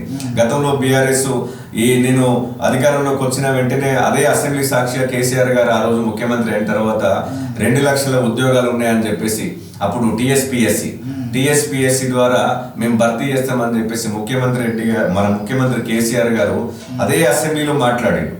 కానీ గెలిచినాక ఆయన అధికారంలో వచ్చిన తర్వాత ఈ ఒక్కరోజు కూడా 192,000 ఉద్యోగాలు అన్నటువంటి వాళ్ళు దాదాపు 2 లక్షల వరకు అని చెప్పి అందులో కనీసం వాళ్ళు 1,00,000 ఉద్యోగాలను కూడా భర్తీ చేయలేనటువంటి దుస్థితి ఆ రోజు బీఆర్ఎస్ లో ఉండే. చాలా మేము బీజేవైఎం ద్వారా అనేక ఉద్యమాలు, అప్పుడు మా యువమోర్చా రాష్ట్ర అధ్యక్షులు భానుప్రకాష్ గారు, అంతకు ముందు వేరే అన్న ఉండే యాక్చువల్లీ, దాని తర్వాత ఇప్పుడు యువమోర్చా రాష్ట్ర అధ్యక్షులు సేవెల్ల మహేందర్ గారు. సో గతంలో భానుప్రకాష్ గారి నేతృత్వంలో కూడా నేను స్టేట్ కమిటీలో పనిచేసినాను. అప్పుడు కూడా చాలా ఉద్యమాలు చేసినాము, చాలా ఉద్యమాలు సాగించినాము, చాలా అరెస్టులు అయినాము, కొన్ని వందలాది సార్లు అరెస్ట్ అయినాము. అసెంబ్లీ ముట్టడి కానీ, టీఎస్పీఎస్సీ ముట్టడి కానీ, కలెక్టర్ కార్యాలయాల ముట్టడి కానీ, దాంతోపాటు స్థానిక ఎంఆర్ఓ ఆఫీసుల ముట్టడి కానీ, రాస్తా రోకలు కానీ, దిష్టి బొమ్మల దగ్ధం కానీ, ఇట్లా అనేక కార్యక్రమాలు చేసి కొన్ని వందలాది సార్లు మమ్మల్ని అరెస్ట్ చేసినటువంటి ఉదాంతం చాలా ఉన్నాయి. మా కార్యకర్తలు ఈ నిరుద్యోగుల కోసం నిరుద్యోగ భృతి ఇవ్వాలని చెప్పేసి, తర్వాత గ్రూప్ 1, గ్రూప్ 2 పోస్టులను పెంచాలని చెప్పేసి ఆ అంశాల మీద మా వాళ్ళను బీఆర్ఎస్ ప్రభుత్వంలో ఉన్నప్పుడు మా రాష్ట్ర అధ్యక్షులు భానుప్రకాష్ గారితో పాటు దాదాపు 16 మంది జైలుకి వెళ్ళారు. సో అట్లా ఇవాళ మళ్ళీ ఈ కాంగ్రెస్, నిజం చెప్పాలంటే ఇలా కాంగ్రెస్ గవర్నమెంట్ రావడానికి ప్రధాన కారకులు ఇవాళ నిరుద్యోగులు యువత పాపం జోల కట్టుకొని పనిచేసేది ప్రతి గ్రామాలలో తిరిగి. ఎందుకంటే ఈ దురహంకారం దిగిపోవాలి, యువతకి ఇచ్చినటువంటి వాగ్దానాలు నెరవేర్చినటువంటి ఈ ఏదైతే కేసీఆర్ గద్దె దిగాలి. ఏ పునాదుల మీద అయితే యువత ఏదైతే ఈ త్యాగాల మీద, నిజం చెప్పాలంటే తెలంగాణ ఉద్యమంలో చాలా మంది యువత 1,200 మంది విద్యార్థులు బలిదానం చేసింది, యువతనే బలిదానం చేసింది. ఆ రోజు ఎవరు ఓల్డేజ్ వాళ్ళు కాదు, నేను ఇప్పటిదాకా యువత గురించి ఎందుకు మాట్లాడుతున్నా, అందుకే యువతనే ఆ రోజు బలిదానం చేసింది.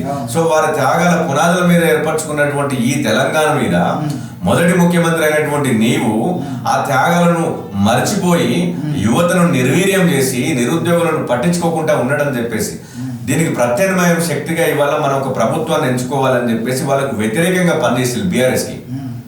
ఆ వ్యతిరేకమే కాంగ్రెస్ కి అనుకూలంగా పన్నైంది. సో కాంగ్రెస్ గెలవడానికి ప్రధాన కారణం అదే. రేవంత్ రెడ్డి గారు గెలిచినట్టు వాళ్ళ యువతనే.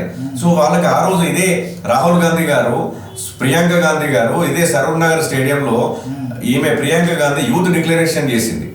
మళ్ళీ రాహుల్ గాంధీ గారు అదే అశోక్ నగర్ సర్కిల్లో నిరుద్యోగుల దగ్గర ఆ కోచింగ్ సెంటర్ల మధ్యలో కూర్చొని ఆ రోజు వాగ్దానం చేసిపోయిండు, నేను తప్పకుండా మా గవర్నమెంట్ మీరు గెలిపియండి, మా గవర్నమెంట్ వచ్చేటట్టు కాంగ్రెస్ పార్టీని గెలిపియండి, మేము ఇవన్నీ నెరవేరుస్తామని చెప్పేసి. కానీ గెలిచిన తర్వాత ఇవాళ మళ్ళీ ఇదే రేవంత్ రెడ్డి వాళ్ళందరినీ మర్చిపోయిండు. 4,000 రూపాయలు నిరుద్యోగ భృతి అన్నాడు. 2 లక్షల ఉద్యోగాలను మేము భర్తీ చేస్తాం. ఎక్కడ ఏం ఇప్పుడు ఆయన జాబ్ క్యాలెండర్ ప్రకారము ఇప్పటి వరకు ఎన్ని ఉద్యోగాలు చేయాలి ఆయన ఏమన్నాడు, సంవత్సరం లోపు దాదాపు ఏం లేదని 2 లక్షలు చేస్తా అన్నాడు. సంవత్సరం లోపే అన్నాడు. ఇవాళ సంవత్సరం పూర్తి అయిపోయింది, విజయోత్సవాలు జరుపుకుంటున్నావు. ఇవాళ నీ జాబ్ క్యాలెండర్ ప్రకారము ఆయన ఇచ్చింది కేవలం 13,000 ఉద్యోగాలు.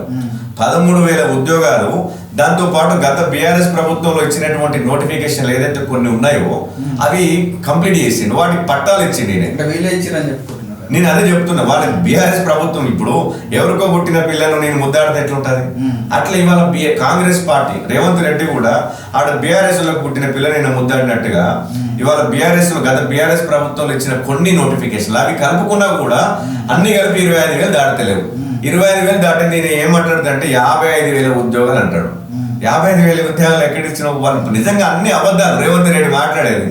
55,000 ఉద్యోగాలు ఇవ్వలే, వాళ్ళు ఇచ్చింది వాడితో కలుపుకున్నా కూడా 25,000 ఉద్యోగాలు రాలే. గతంలో కేటీఆర్ గారు కూడా అట్లే మాట్లాడేది వాళ్ళ బీఆర్ఎస్ ఉన్నప్పుడు, మేము ఎన్ని ఉద్యోగాలు ఇచ్చినాము, అన్ని ఉద్యోగాలు ఇచ్చినాము. వాళ్ళ దుర్మార్గం ఏంటంటే ఏదైతే కరెంట్ డిపార్ట్మెంట్ లో ఉన్నటువంటి కాంట్రాక్ట్ ఉద్యోగులను క్రమబద్ధీకరించి కూడా వాటిని కూడా మేము ప్రభుత్వ ఉద్యోగం అని చెప్పి, ఆర్టీసీ లో ఉన్నటువంటి వాళ్ళని కూడా క్రమబద్ధీకరించి కూడా వాళ్ళకి కూడా మేము ఉద్యోగాలు ఇచ్చినామని చెప్పేసి, అంటే కాంట్రాక్ట్ అవుట్ సోర్సింగ్ రెగ్యులేషన్ చేసి కూడా అది కూడా పూర్తిగా పాప ఇంకా స్టిల్ ఇప్పుడు కరెంట్ డిపార్ట్మెంట్ వాళ్ళు ఇంకా కోట్ల సుంటి తిరుగుతున్నారు.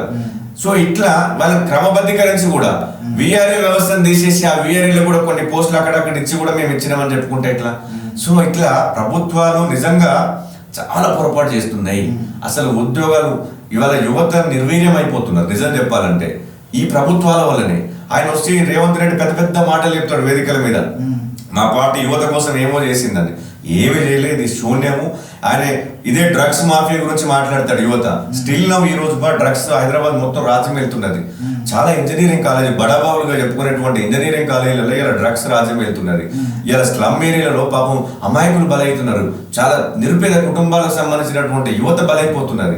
ఇవాళ అనేక మాటలు చెప్పడం కాదు, క్రింది నీ అమలు ఎంతవరకు ఉన్నది, అసలు నువ్వు ప్రజల్లో నీ అమలు ఎంతవరకు ఉన్నది అనేది ఇంపార్టెంట్. అది కింది స్థాయికి పోవట్లేదు, కేవలం వేదికలకే పరిమితం అవుతున్నాయి, మాటలకే పరిమితం అవుతున్నాయి. సో వీటన్నిటికీ కావాలంటే మార్పు రావాలి, ప్రజల్లో మార్పు రావాలి. సో కింది స్థాయి లీడర్లలో మార్పు రావాలి. పై నుంచి మొదలు పెడితే కింది స్థాయి వరకు ప్రక్షాళన జరగాలి. ఇవాళ గతంలో బీఆర్ఎస్ లో కింది స్థాయి లీడర్లు ఆశామాయిషి లీడర్లు ఇవాళ సామాన్యులను బలవుతారు. పోలీస్ స్టేషన్ కి ఒక లీడరు ఒక సమస్య వచ్చింది, ఒక సామాన్యమైన జనము ఒక లీడర్ దగ్గరికి పోతే ఆ లీడర్ ఏం చేస్తాడంటే నువ్వు ఎంతో ఆ లీడర్ సామాన్యుల దగ్గర పైసలు గుంజుకోవాలి, ఆ పంచాయతీ చేయాలి. ఇట్లా కాంగ్రెస్ పార్టీలో బీఆర్ఎస్ పార్టీలో లీడర్లు అట్లా తయారు చేసి వీళ్ళు అంటే మార్పడది అదే మార్పు. నేనది సామాన్యులకు పాపం లబ్ధి చేకూర్చే మార్పు ఎక్కడ లేదు. మార్పు ఏంటంటే వాళ్ళ లీడర్లు బాగుపడతారు, వాళ్ళ కార్యకర్తలు బాగుపడతారు. కార్యకర్తలు కూడా నేను లీడర్లే, పాపం కార్యకర్తలు పాపం వాళ్ళ జెండా మోసుడుగానే ఉంటారు, వాళ్ళ జీవితం జెండా మోసుడు దగ్గరే ఉంటది. లీడర్లు చోటా మోటా లీడర్ల కాంచెల మొదలు పెడితే నువ్వు రాష్ట్ర స్థాయి దాకా లీడర్లు అందరూ బాగుపడుతున్నారు, కానీ సామాన్యుడు ఎక్కడ కూడా బాగుపడతలేరు. సో సామాన్యుల్లో ప్రజలు కూడా చైతన్యం కావాలి. ఈ సందర్భంగా నేను మీ స్టూడియో అంటే మీ ఛానల్ ద్వారా నేను జనాలకు కూడా ఏం చెప్పిందంటే, ప్రజలు కూడా ఎక్కడికెక్కడ చైతన్యం కావాలి, ప్రజలు ప్రశ్నించడం నేర్చుకోవాలి. ఈ ఎలక్షన్లు వచ్చినప్పుడు ఫస్ట్ ఈ డబ్బు ప్రభావం లేకుండా, డబ్బు ఇవాళ జమిలీ ఎలక్షన్స్ అందుకే తీసుకొస్తున్నారు. జనరల్ గా డబ్బు ప్రభావం లేనటువంటి ఎన్నికలు జరగాలి. అప్పుడే మార్పు వస్తుంది. మీరు ఆ ఒక్క పూటకి తాగే మందు బాటిల్కి ఆ ఒక్క పూట తాగే ఇచ్చే 500 1000 రూపాయల నోటు కోసం ఆశపడితే, వాడు మీ దగ్గర ఒక కార్పొరేటర్ గా పోటీ చేసే వ్యక్తి మీకు 500 ఇచ్చి ఓటు కొనుక్కున్నాడంటే మీ మీద ఏమి లేదన్నా కూడా 500 నుంచి 5 లక్షలు గుంజుతున్నాడు కార్పొరేటర్. ఇవాళ ఒక పోలీస్ స్టేషన్ కి రమ్మంటే ఆయన లాభం ఉంటేనే పోలీస్ స్టేషన్ పోతాడు, ఎస్ఐ తోటి మాట్లాడతాడు, లాభం ఉంటేనే మండల ఆఫీస్ గురించి మాట్లాడతాడు, నీకు లాభం ఉంటేనే నీ ఇంటి ముందు స్ట్రీట్ లైట్ గురించి మాట్లాడతాడు, లాభం ఉంటేనే నీ ఇంటి ముందు సీసీ రోడ్డు మాట్లాడతాడు. సో అక్కడ చూడండి, ఎగ్జాంపుల్ మా ఆల్విన్ కాలనీ డివిజన్కి వస్తే అక్కడ ఉన్నటువంటి వ్యవస్థ అభివృద్ధి అంటే కేవలం సీసీ రోడ్లు, డ్రైనేజ్ రోడ్లు, మంచినీళ్ళు, స్ట్రీట్ లైట్లు, ఇవి కాదు అభివృద్ధి అంటే. ప్రజా అభివృద్ధి అంటే ఆ ప్రాంతంలో అంటే ఆ డివిజన్ లో ఒక మహిళా మండలి భవనం ఉండాలి, ఆ డివిజన్ లో ఒక యూత్ ఇంటిగ్రేటెడ్ హబ్ బిల్డింగ్ ఉండాలి, యువతకు సంబంధించినటువంటి ఒక బిల్డింగ్ ఉండాలి, ఆ డివిజన్ లో ఒక స్కిల్ డెవలప్మెంట్ సెంటర్ ఉండాలి, ఆ డివిజన్ లో గ్రంథాలయాలు ఉండాలి, ఆ డివిజన్ లో ఒక క్రీడా స్థలం ఉండాలి, ఆ డివిజన్ లో పార్కులు ఉండాలి, మున్సిపల్ సంబంధించినటువంటి ఆహ్లాదకరమైనటువంటి పార్కులు ఉండాలి, ఆ డివిజన్ లో పిల్లలు చదువుకోవడానికి స్కూల్స్ ఉండాలి, ఆ డివిజన్ లో అంగన్వాడీ సెంటర్స్ ఉండాలి. అంటే పిల్లల తమాషా ప్రకారం అంటే ఎంత ఉంటుందో వాళ్ళ పిల్లలు అక్కడ ఉన్నటువంటి వాళ్ళ రేషియో ఎంత ఉంటుందో దాని ప్రకారం అక్కడ అంగన్వాడీ బిల్డింగ్స్ ఉండాలి, న్యూ బిల్డింగ్స్ అంటే సెంటర్స్ ఉండాలి. ఆ బిల్డింగ్స్ లో కమ్యూనిటీ బిల్డింగ్స్ ఉండాలి. ఆ డివిజన్ లో అక్కడ ఉన్నటువంటి చెరువుల సుందరీకరణ జరగాలి. ఆ డివిజన్ లో అక్కడ ఏదైతే సీసీ రోడ్లు ఉండాలి. ఆ డివిజన్ లో ఇప్పుడు మన వర్షాభావ పరిస్థితులు ఉన్నాయి, వర్షాకాలంలో లోతట్టు ప్రాంతాలను జలమయమవుతున్నాయి. దానికి ప్రత్యామ్నాయ మార్గాలు ఎంచాలి. దానికి ప్రత్యామ్నాయ మార్గాలు ఒక సీసీ రోడ్ వేసుడు కాదు, దానికి ఈ వర్షపు నీరు ఇనికిపోవాలంటే దానికి సంబంధించినటువంటి వ్యవస్థలు ఏర్పాటు చేయాలి. ఆ బాధ్యత ఎవరిది? కార్పొరేటర్ గారిది. దానికి సంబంధించినటువంటి అధికారులను సమన్వయం చేసుకొని చేయాలి. నిన్ను ఆ డివిజన్ కు ఒక పెద్ద మనిషిగా నిలబెట్టి ప్రజలు ఆ డివిజన్ లో నేను నిలబెట్టి ఉంది. దాంతో పాటు కాన్స్టిట్యూన్సీ లో ఉన్నటువంటి ఎమ్మెల్యేని కూడా నిన్ను అక్కడ కాన్స్టిట్యూన్సీ ప్రజలు నేను పెద్ద మనిషిగా నిలబెట్టి నువ్వు ఏదో చేస్తావని చెప్పి ఇవి ఎక్కడ కూడా ఇవి చేయరు. కేవలం మేము డ్రైనేజ్ సమస్యను పరిష్కరించినాము, మేము సీసీ రోడ్లు వేసేసినాము, మేము మంచినీళ్ళు ఇచ్చేసినాం, ఇవి కాదు. సో నేను చెప్పిన ఇవన్నిటి కూడా ఆ డివిజన్ లో జరగాలి. అక్కడ రోడ్లు విస్తారంగా ఉండాలి. ప్రజలు కూడా అన్ని సంతోషాలతో అక్కడ ఉన్నప్పుడు మాత్రమే అక్కడ కిషోర బాలికలు ఆడ ఉన్నటువంటి గవర్నమెంట్ పాఠశాలలు కానీ హాస్టల్స్లలో కిషోర బాలికలు ఉంటారు. కనీసం వాళ్ళకు మెడిసిన్స్ అందుతున్నాయా, ఐరన్ టాబ్లెట్స్ అందుతున్నాయా అది చూడాల్సిన బాధ్యత కూడా కార్పొరేటర్ది. అక్కడ హెల్త్ సెంటర్స్ ఏ విధంగా ఉన్నాయి, ప్రజలకు వైద్యం అందుతుందా లేదా, అక్కడ కంపల్సరీ ఒక ఆసుపత్రి ఉండాలి, ఒక పోలీస్ కంట్రోల్ రూమ్ ఉండాలి. అంటే ల్యాండ్ ఆర్డర్ పరంగా పోలీసులకు సరైనటువంటి రక్షణ కనపడుతుందా లేదా. సో ఇంత వ్యవస్థ అక్కడ కనపడ్డప్పుడు మాత్రమే ఆ డివిజన్ అభివృద్ధి చెందినట్టు. కానీ ప్రస్తుతం ఉన్నటువంటి కార్పొరేటర్లు వాళ్ళకంటే చాలా దాని రకాలైనటువంటి ఫండ్స్ కూడా మనం చేసుకోవచ్చు. దాంట్లో ఎన్జిఓ ఫండ్స్ ఉంటాయి, సిఎస్ఆర్ ఫండ్స్ ఉంటాయి, కలెక్టర్ ఫండ్స్ ఉంటాయి, ఎమ్మెల్సీ ఫండ్స్ ఉంటాయి, ఎంపీల ఫండ్స్ ఉంటాయి, ఎమ్మెల్యే ఫండ్స్ ఉంటాయి. ప్రతి ఎమ్మెల్యేకు 5 కోట్లు వస్తాయి separate fund, constituency development fund. ప్రతి కాన్స్టిట్యూన్సీ డెవలప్మెంట్ ఫండ్ కింద 5 కోట్ల రూపాయలు సపరేట్ నిధి ఇస్తారు. ఎమ్మెల్సీకి అట్లా ఇస్తారు, కలెక్టర్ కూడా సపరేట్ ఫండ్స్ ఇస్తూ ఉంటారు. దాంతో పాటు రాజ్యసభ సభ్యులకు ఫండ్స్ ఉంటాయి, కేంద్ర ప్రభుత్వం నిధులు పంపిస్తుంది. ఇప్పుడు అదే రూరల్ అయితే రూరల్ డెవలప్మెంట్ అథారిటీ కింద ఇవాళ గ్రామీణ ఉపాధి హామీ పథకం కింద ఇవాళ ప్రతి గ్రామ పంచాయతీకి ఇలా కేంద్ర ప్రభుత్వం నిధులు పంపిస్తుంది. ఇవాళ వైకుంఠ ధామాలు కానీ అక్కడ ఉన్నటువంటి ఏదైతే రైతు వేదికలు కానీ, సీసీ రోడ్లు కానీ, స్ట్రీట్ లైట్లు కానీ, ఇవన్నిటికి నర్సరీలు కానీ ఇవన్నీ కేంద్ర ప్రభుత్వం నిధులే. 100% కేంద్ర ప్రభుత్వం నిధులు ఇస్తుంది. ప్రతి వ్యక్తి మీద, ప్రతి ఒక్క వ్యక్తి ఏదైతే ఓటేసినటువంటి ప్రతి వ్యక్తి మీద కేంద్ర ప్రభుత్వం నిధి పంపిస్తుంది. విలేజ్ డెవలప్మెంట్ ఫండ్ ఒకటి పంపిస్తుంది, విలేజ్ పర్సన్ డెవలప్మెంట్ ఫండ్ ఒకటి పంపిస్తుంది. సో ఈ ఫండ్లను సరైనటువంటి విధానంలో నువ్వు వాడుకుంటే ఆ గ్రామం అభివృద్ధి చెందుతుంది. అట్ ద సేమ్ టైం ఇక్కడ కూడా అర్బన్ డెవలప్మెంట్ ఫండ్ కూడా ఉంటుంది, మున్సిపాలిటీకి ఇస్తుంది, జిహెచ్ఎంసీకి ఇస్తుంది. సో ఆ ఫండ్ని నువ్వు సరైనటువంటి విధానంలో అక్కడ వాడితే 100% డెవలప్మెంట్ ఉంటుంది. నీ డివిజన్లో ఉన్నటువంటి యువత ఏం చేస్తున్నారు, అక్కడ ఉన్నటువంటి వాళ్ళకు ఉపాధి కల్పించాలి. మనకు కేంద్ర ప్రభుత్వ సంస్థలు ఉంటాయి, national institute of rural development authority ఏదైతే రాజేంద్ర నగర్ లో ఉంటుంది, ఎన్ఐఆర్టీలో కూడా ఇక్కడ ఉన్నటువంటి యువత ఏదైతే స్కిల్స్ మీద అది స్కిల్ డెవలప్మెంట్ సెంటర్, ఇప్పుడు దాకా నేను అంటే ఒక డివిజన్ ఒక స్కిల్ డెవలప్మెంట్ సెంటర్ కూడా అవసరం. ఎందుకంటే అక్కడ ఉన్నటువంటి యువతకు ప్లంబింగ్, ఎలక్ట్రిషియన్, కొంతమందికి చదువు అబ్బుతుంది అవ్వదు, కొంతమంది 10th తోటి ఆపుతారు, కొంతమంది ఇంటర్మీడియట్ తోటి ఆపుతారు, కొంతమంది డిగ్రీ తోటి ఆపుతారు. సో వాటికి ఉపాధిని కూడా కల్పించేటువంటి బాధ్యత కార్పొరేటర్ మీద ఉంటుంది. వాటికి ఉపాధి కల్పించాలి, వాటి సన్మార్గంలో నడిపియాలి. ఆ కార్పొరేటర్ ఏం చేయాలి, సంబంధిత శాఖల ద్వారా వాటికి అవకాశం కల్పించాలి. సో అట్లా నీకు స్కిల్ ప్లంబింగ్ కానీ, ఎలక్ట్రిషియన్ కానీ, కంప్యూటర్ కానీ, అమ్మాయిలు అయితే ఈ అల్లికలు కానీ, ఆయిల్స్ తయారు చేయడం కానీ, లేకపోతే కుట్టు మిషన్లు కానీ, సో వాళ్ళకు ఈ ఉపాధి కల్పించేసి వాళ్ళ సొంత వ్యాపారం పెట్టుకొని వాళ్ళ ఒక వ్యక్తి ఏదైతే మన దగ్గర ట్రైనింగ్ తీసుకొని జనరల్గా ఎన్ఐఆర్టీలో ట్రైనింగ్ తీసుకున్న తర్వాత లేదా స్కిల్ డెవలప్మెంట్ సెంటర్ ద్వారా ట్రైనింగ్ తీసుకొని వాళ్ళకి లోన్స్ మళ్ళీ కేంద్ర ప్రభుత్వం ద్వారా ముద్ర లోన్ ఉన్నాయి, తర్వాత ఎంఎస్ఎంఈ కింద లోన్స్ ఉంటాయి. సో ఈ లోన్ ఫెసిలిటీస్ వాళ్ళకి కల్పిస్తే వాళ్ళు ఒక వ్యక్తి సొంతంగా వ్యాపారం స్టార్ట్ చేసుకొని ఇంకొక నలుగురికి ఆమె ఉపాధి ఇవ్వగలుగుతుంది, జాబ్ ఇవ్వగలుగుతుంది. సో ఆల్టర్నేట్ గా నీ డివిజన్ లో ఎంతమంది మళ్ళీ ఉద్యోగులు తయారవుతున్నారు, ఎంతమంది సెల్ఫ్ ఎంప్లాయ్మెంట్ తయారవుతున్నారు. ఆల్టర్నేట్ గా అంటే ప్రభుత్వాల మీద ఆధారపడకుండా స్వయంగా వాళ్ళు బతుకుతూ ఇంకా నలుగురికి వాళ్ళు జీవన ఉపాధి కల్పిస్తారు. ఈ వ్యవస్థలు రావాలి. ఈ వ్యవస్థ వస్తే అప్పుడు సరైనటువంటి మార్పు జరిగినట్టు. అది ఎప్పుడు వస్తుంది అంటే యువత రాజకీయాల్లోకి రావాలి, చదువుకున్నటువంటి యువత రాజకీయాల్లోకి రావాలి. చదువుకున్నటువంటి యువత రాజకీయాల్లోకి వస్తే ఈ మార్పు కనబడుతుంది. ఇవాళ చదువుకోకుండా ఇవాళ మీరు చూడండి, ఇక్కడ ఉన్నటువంటి కార్పొరేటర్లు ఏం చదివిళ్ళు, చాలా మంది ఎమ్మెల్యేలు ఏం చదువుకున్నారు, ఎంపీస్ ఏం చదువుకున్నారు, నేను అడుగుతున్నా. అంటే వాళ్ళకి అవగాహన లేనటువంటి వ్యక్తులు వాళ్ళ రాజకీయాలకు వచ్చి ఈ వ్యవస్థలో మార్పు ఎట్లొస్తుంది? సో మార్పు రావాలి, చదువుకోవాలి, సబ్జెక్టు తెలవాలి. సమాజంలో ఉన్నటువంటి యువతను కానీ విద్యార్థులు కానీ ఇవాళ అక్కడ ఉన్నటువంటి కార్పొరేటర్ అసలు స్కూళ్ళలో పోయి చూడరు. ఆ స్కూళ్ళల్లో కనీసం టాయిలెట్స్ ఉండవు. ఇవాళ టాయిలెట్స్ ఎవరు కట్టేయాలి? ఆ బాధ్యత ఎవరిది? ఇవాళ అక్కడ ఉన్నటువంటి కార్పొరేటర్ తీసుకోవాలి కదా. సంబంధిత కార్పొరేటర్ అక్కడ టాయిలెట్స్ కట్టియాలి, స్కూల్ బిల్డింగ్స్ కట్టియాలి.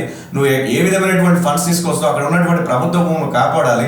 కానీ అక్కడ ఉన్నటువంటి కార్పొరేటర్లకు ఉన్నది ఒక్కటే, ఎక్కడ ప్రభుత్వ భూమి ఉంటే అక్కడ ప్రభుత్వ భూమిని కబ్జా చేయాలి. ఎవడు 5-6 ఫ్లోర్ల బిల్డింగ్ కడితే వాడి మీద దౌర్జన్యం చేయాలి. ఎవడు కొంచెం ముందుకు జరిగి కడితే వాడి మీద దౌర్జన్యం చేయాలి. ఎవరితోటి ఆ ప్రభుత్వ భూములలో ఆ అడ్డలు ఏపీయాలి, వాడి దగ్గర డబ్బులు తీసుకోవాలి. సో వాళ్ళదంతా ఎవడైనా పంచాయతీ చెప్తే డబ్బులు తీసుకోవాలి, పంచాయతీ చేయాలి. సో ట్రస్ట్ల పేరు మీద డబ్బులు సంపాదించుకోవాలి. మళ్ళీ ఏదో వీళ్ళకి ఎట్లుంటుంది అంటే ఇట్లనే ఎవడైనా ఫంక్షన్ చేసుకున్నప్పుడు, చచ్చిపోయినప్పుడు, లేకపోతే రకరకాలు జరిగినప్పుడు ఆ పోయి ఎంతో కొంత వీడు 5 లక్షలు తీసుకొని వాడికి 5,000 ఇస్తాడు. సో సామాన్య జనాలు ఏమనుకుంటారు అంటే అబ్బా మా కార్పొరేటర్ మా ఎమ్మెల్యే గొప్పడు అంటే ఆడి వరకే బ్రేక్ అవుతున్నారు. కానీ వెనక జరిగినటువంటి తతంగం నిలబట్లేదు. సో ప్రజలు కూడా చైతన్యం కావాలి, ప్రశ్నించే తత్వం నేర్చుకోవాలి. యువత రాజకీయాలకు వస్తే ఈ ప్రశ్నించే తత్వం వరబడుతుంది. ఈ ప్రశ్నించే తత్వం వరబడ్డప్పుడు ఆల్టర్నేట్ గా మార్పు అనేది సంభవిస్తుంది. రైట్ అన్న, ఫైనల్ గా ఒక యువకునిగా మీరు రాజకీయాలు ఉన్నారు. సో కుమార్ యాదవ్ రాజకీయ లక్ష్యం ఏంటంటే ఏం చెప్తారు? నేను 100% ఒక రూట్ లెవెల్ అంటే గ్రౌండ్ నుంచి వచ్చేటువంటి వ్యక్తిగా నేను ప్రజలకు సేవ చేయడం కోసమే నేను 100% నేను సంపాదించుకోవాలనుకుంటే నేను ప్రజెంట్ నౌ జేఎన్టీయూలో కూడా నేను పీటీపీసీ ఎంబీఏ చదువుతున్నాను. దాంతోపాటు నేను నెట్వర్క్ ఇంజనీర్, టెక్నికల్ ఇంజనీర్గా పనిచేసినాను. నా డిగ్రీ అయిపోయిన తర్వాత నేను నెట్వర్కింగ్ కోర్స్ చేసినాను.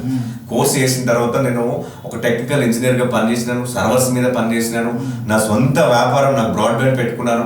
నేను అవన్నీ వదిలిపెట్టి నేను ఇవాళ రాజకీయాల్లోకి వచ్చిన. నేను ఇప్పుడు స్టిల్ నేను ఎక్కడ జాబ్ చేసినా కూడా నాకు ₹1,00,000 ఇస్తారు జీతం.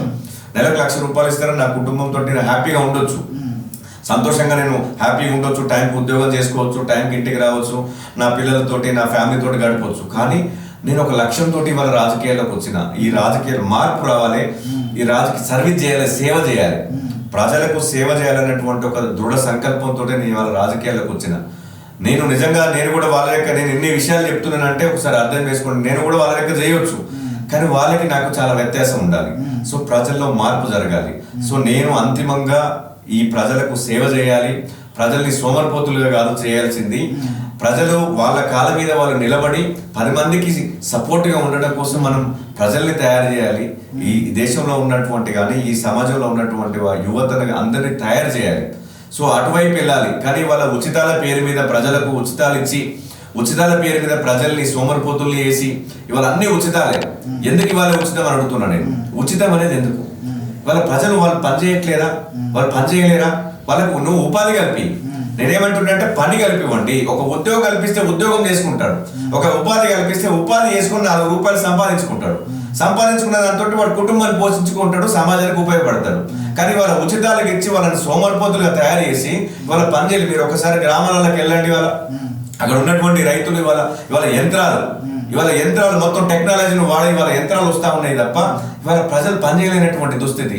ఇవాళ ఆరోగ్యాలు పాడు చేసుకుంటున్నారు. వాస్తవం చెప్పాలంటే సోమరిపోతులుగా ఇవాళ ప్రజల్ని తయారు చేయడం వల్ల ఇవాళ ఆరోగ్యాలు దాని మీద కూడా ఇవాళ కార్పొరేట్ సంస్థలకే ఉపయోగం. అంటే అంతిమంగా ఇవాళ ఈ వ్యవస్థలో దోపిడీ ఎక్కడ జరుగుతుంది అంటే అక్కడి నుంచే జరుగుతుంది. ఇవాళ శారీరక దోపిడీ జరుగుతుంది, శ్రమ దోపిడీ జరుగుతుంది. ఇవాళ పాఠశాలలో, ఇవాళ స్కూల్లో కానీ కాలేజీలలో కానీ శారీరక దోపిడీ జరుగుతుంది. ఇవాళ విద్యార్థుల్లో ఇవాళ ఒక విద్యార్థికి విశాలమైనటువంటి గ్రౌండ్ ఉండాలి. పాఠశాలలో విశాలమైనటువంటి గ్రౌండ్ లో వాడు కొద్దిసేపు ఆ మట్టిలో ఆడుకోవాలి. ఎండలో ఆ ఎండ సూర్యకిరణాలు పడ్డప్పుడు మాత్రమే ఆ శరీరం ఉల్లాసంగా పనిచేస్తుంది. ఇవాళ ఆ దోపిడీ జరుగుతున్నది. ఇవాళ ఆ దోపిడీ జరగకుండా చూడాల్సిన బాధ్యత ఇవాళ ప్రభుత్వాలది. దాంతోపాటు ఇవాళ శ్రమ దోపిడీ జరుగుతున్నది. ఇవాళ పని తగ్గట్టుగా ఇవాళ పని జరగట్లేదు, జరిగిన కాడ పని తగ్గట్టు వేతనాలు ఉండట్లేవు. సో నేను అంతమంగా ఏమంటున్నా అంటే మార్పు అనేది అక్కడి నుంచి మొదలవ్వాలి. సో ప్రతి ఒక్కరు విద్యార్థుల్లో మార్పు రావాలి, చైతన్యం రావాలి, యువతలో చైతన్యం రావాలి, మహిళలో చైతన్యం రావాలి, ప్రతి ఒక్క వర్గంలో చైతన్యం రావాలి, ప్రజల్లో అంతిమంగా చైతన్యం రావాలి. ఇవాళ ఆ ప్రజల నుంచి చైతన్యం వస్తేనే మార్పులు. తెలంగాణ ఉద్యమంలో ప్రజలందరూ చైతన్యవంతులైన, సబ్బండ జాతులు ఏకమైనవి. తెలంగాణ రాష్ట్రం ఉత్తగా రాలే, ఒక వ్యక్తి వల్ల రాష్ట్రం రాలేదు. ఇవాళ సబ్బండ జాతులు ఏకమైనవి, మేధావులందరూ ఏకమైలు, ఉద్యోగులు ఏకమైలు, విద్యార్థులు ఏకమైలు, యువత ఏకమైంది, మహిళలు ఏకమైలు, లాస్ట్కు వికలాంగులు సైతం, నేను సైతం తెలంగాణ కోసం అని చెప్పేసి వికలాంగుల జేఏసీ పెట్టుకొని కూడా ఆ రోజు తెలంగాణ ఉద్యమంలో భాగస్వాములయ్యారు. సో ఆ తెలంగాణ ఉద్యమంలో ఏ విధంగా చైతన్యవంతులయ్యో ఇవాళ ఈ సమాజంలో, ఈ రాష్ట్రంలో మార్పులు రావాలంటే కూడా ఈ ప్రభుత్వాల మీద ప్రశ్నించడానికి ప్రజలందరిలో కూడా మార్పు రావాలి, చైతన్యం రావాలి.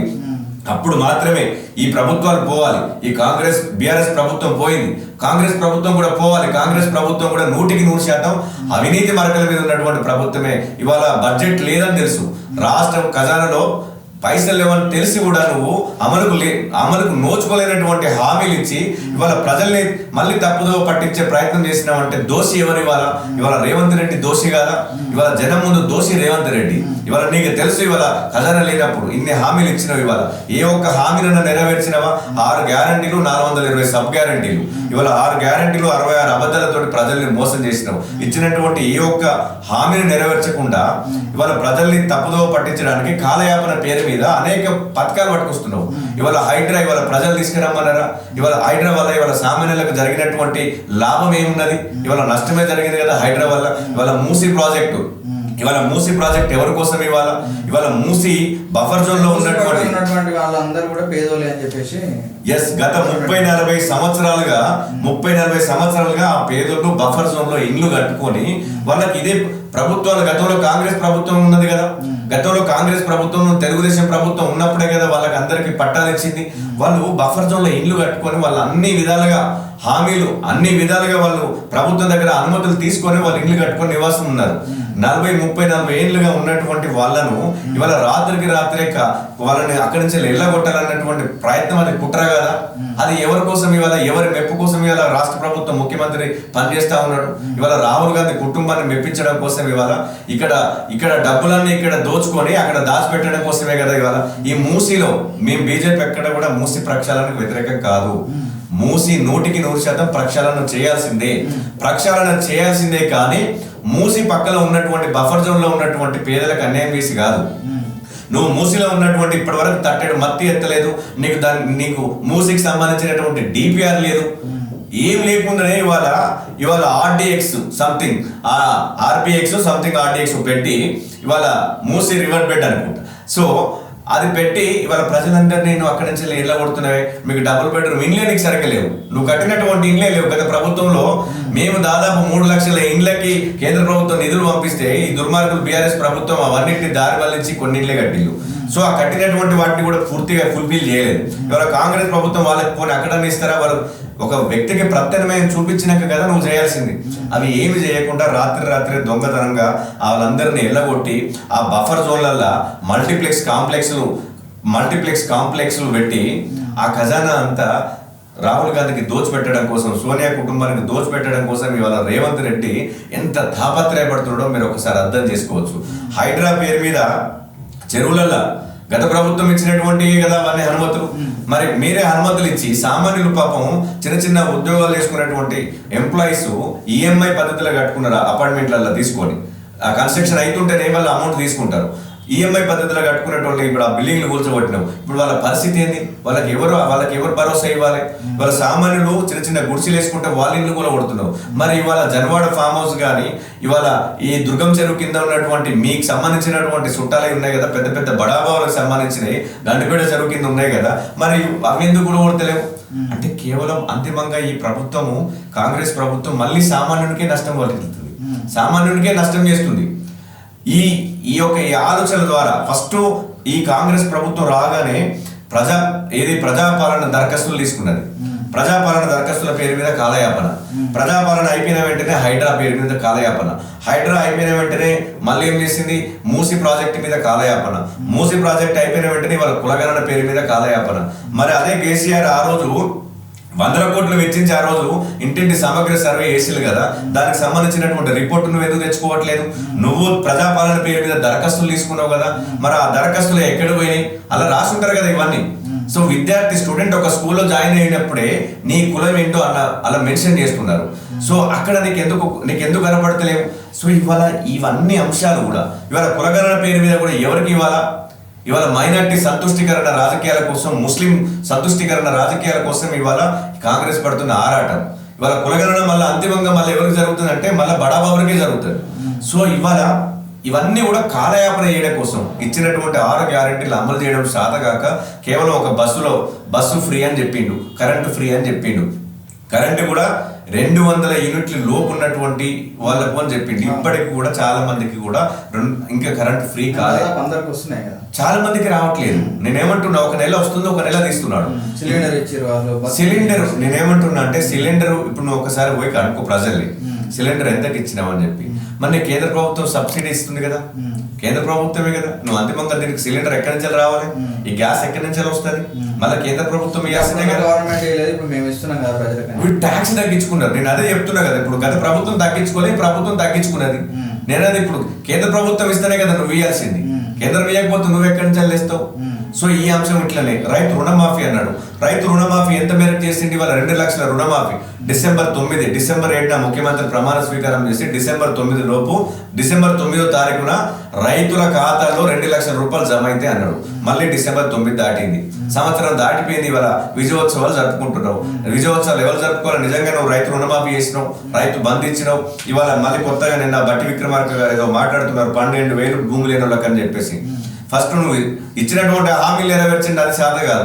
ఇవాళ రైతులు జరుపుకోవాలి. రైతు రుణమాఫీ అయితే, రైతు బంధు పడితే రైతులు ఉత్సవాలు చేసుకోవాలి, ప్రజా ఉత్సవాలు రైతులు చేసుకోవాలి. ఇవాళ కేవలము రాజకీయ నాయకులు, కాంగ్రెస్ పార్టీ నాయకులు, కార్యకర్తలు, వాళ్ళ మంత్రులు, వాళ్ళ ఎమ్మెల్యేలు కలిసి ఉత్సవం జరుపుకుంటే అది ఎవరు ఉత్సవం అంటారు? దాన్ని ఎవరు ఉత్సవాలు అంటారు? వాటిని ఓన్లీ కాంగ్రెస్ పార్టీ ఉత్సవాలు అంటారు. ప్రజాపాలన ఉత్సవాలు ఎట్లయితుంది? ప్రజాపాలన ఎందుకైతుంది? అది ప్రజలకు అన్ని విధాలుగా న్యాయం జరిగినప్పుడే కదా నువ్వు ప్రజాపాలన అనేది. ఇవాళ మీరు ఇచ్చినటువంటి ప్రజాపాలన పేరు మీద తీసుకున్నటువంటి దరఖాస్తుల్లో ఎంత మేరకు పరిష్కారం అయినాయి ఆ రిపోర్ట్ ఇవ్వండి. కాంగ్రెస్ ఇప్పుడు ఏది కలెక్టర్ కార్యాలయాల్లో కానీ సెక్రటరియట్ లో ఏదైతే నువ్వు ప్రజాభవన్ పెట్టినావు కదా, ప్రజాభవన్ పెట్టావు కదా, సీఎం క్యాంపు కార్యాలయాన్ని, ఆ ప్రజాభవన్లోకి వచ్చినటువంటి దరఖాస్తుల్లో ఇప్పటి వరకు ఎన్ని పరిష్కారమైనాయి? కలెక్టర్ కార్యాలయాలకు వచ్చిన దరఖాస్తులు ఎన్ని పరిష్కారమైనాయి? జిహెచ్ఎంసీ జోనల్ కమిషన్కి వచ్చినటువంటి దరఖాస్తుల్లో ఇంతవరకు ఎన్ని సమస్యలు పరిష్కారమైనాయో ఒకటి రిలీజ్ అయ్యి ఒక శ్వేతపత్రం విడుదల చేయి. ఇంతమంది సామాన్యుల నుంచి ఎన్ని దరఖాస్తులు తీసుకున్నాము, ఒక ప్రతి మంగళవారము, ప్రతి సోమవారం, మంగళవారం రోజేమో అక్కడ తీసుకుంటారు, ప్రతి సోమవారం ఏమో కలెక్టర్ కార్యాలయాలు, జోనల్ కార్యాలయాలు తీసుకుంటారు. తీసుకున్నటువంటి దరఖాస్తులలో ఇప్పటి వరకు శ్వేతపత్రం ఇప్పటిదాకా ఎన్ని దరఖాస్తులు తీసుకున్నారు, ఎన్ని సమస్యలు పరిష్కారమైనవి, ఎంత మేరకు సామాన్యులకు అందింది మీ ప్రజాపాలన? మరి మీ శ్వేతపత్రం విడుదల ఎట్లా ప్రజాపాలన అవుతుంది? ప్రజా సమస్యలు పరిష్కరించినప్పుడే కదా. కేవలం దరఖాస్తుల పేరు మీద నువ్వు చూడండి, నేనే ఇప్పటికి 4 సార్లు దరఖాస్తు ఇచ్చిన కలెక్టర్ ఆఫీస్లో. నేనే స్వయంగా నా సమస్య, నేను ఇప్పటికి 4 సార్లు దరఖాస్తు ఇచ్చిన, నా సమస్యనే పరిష్కారం చేయలేదు.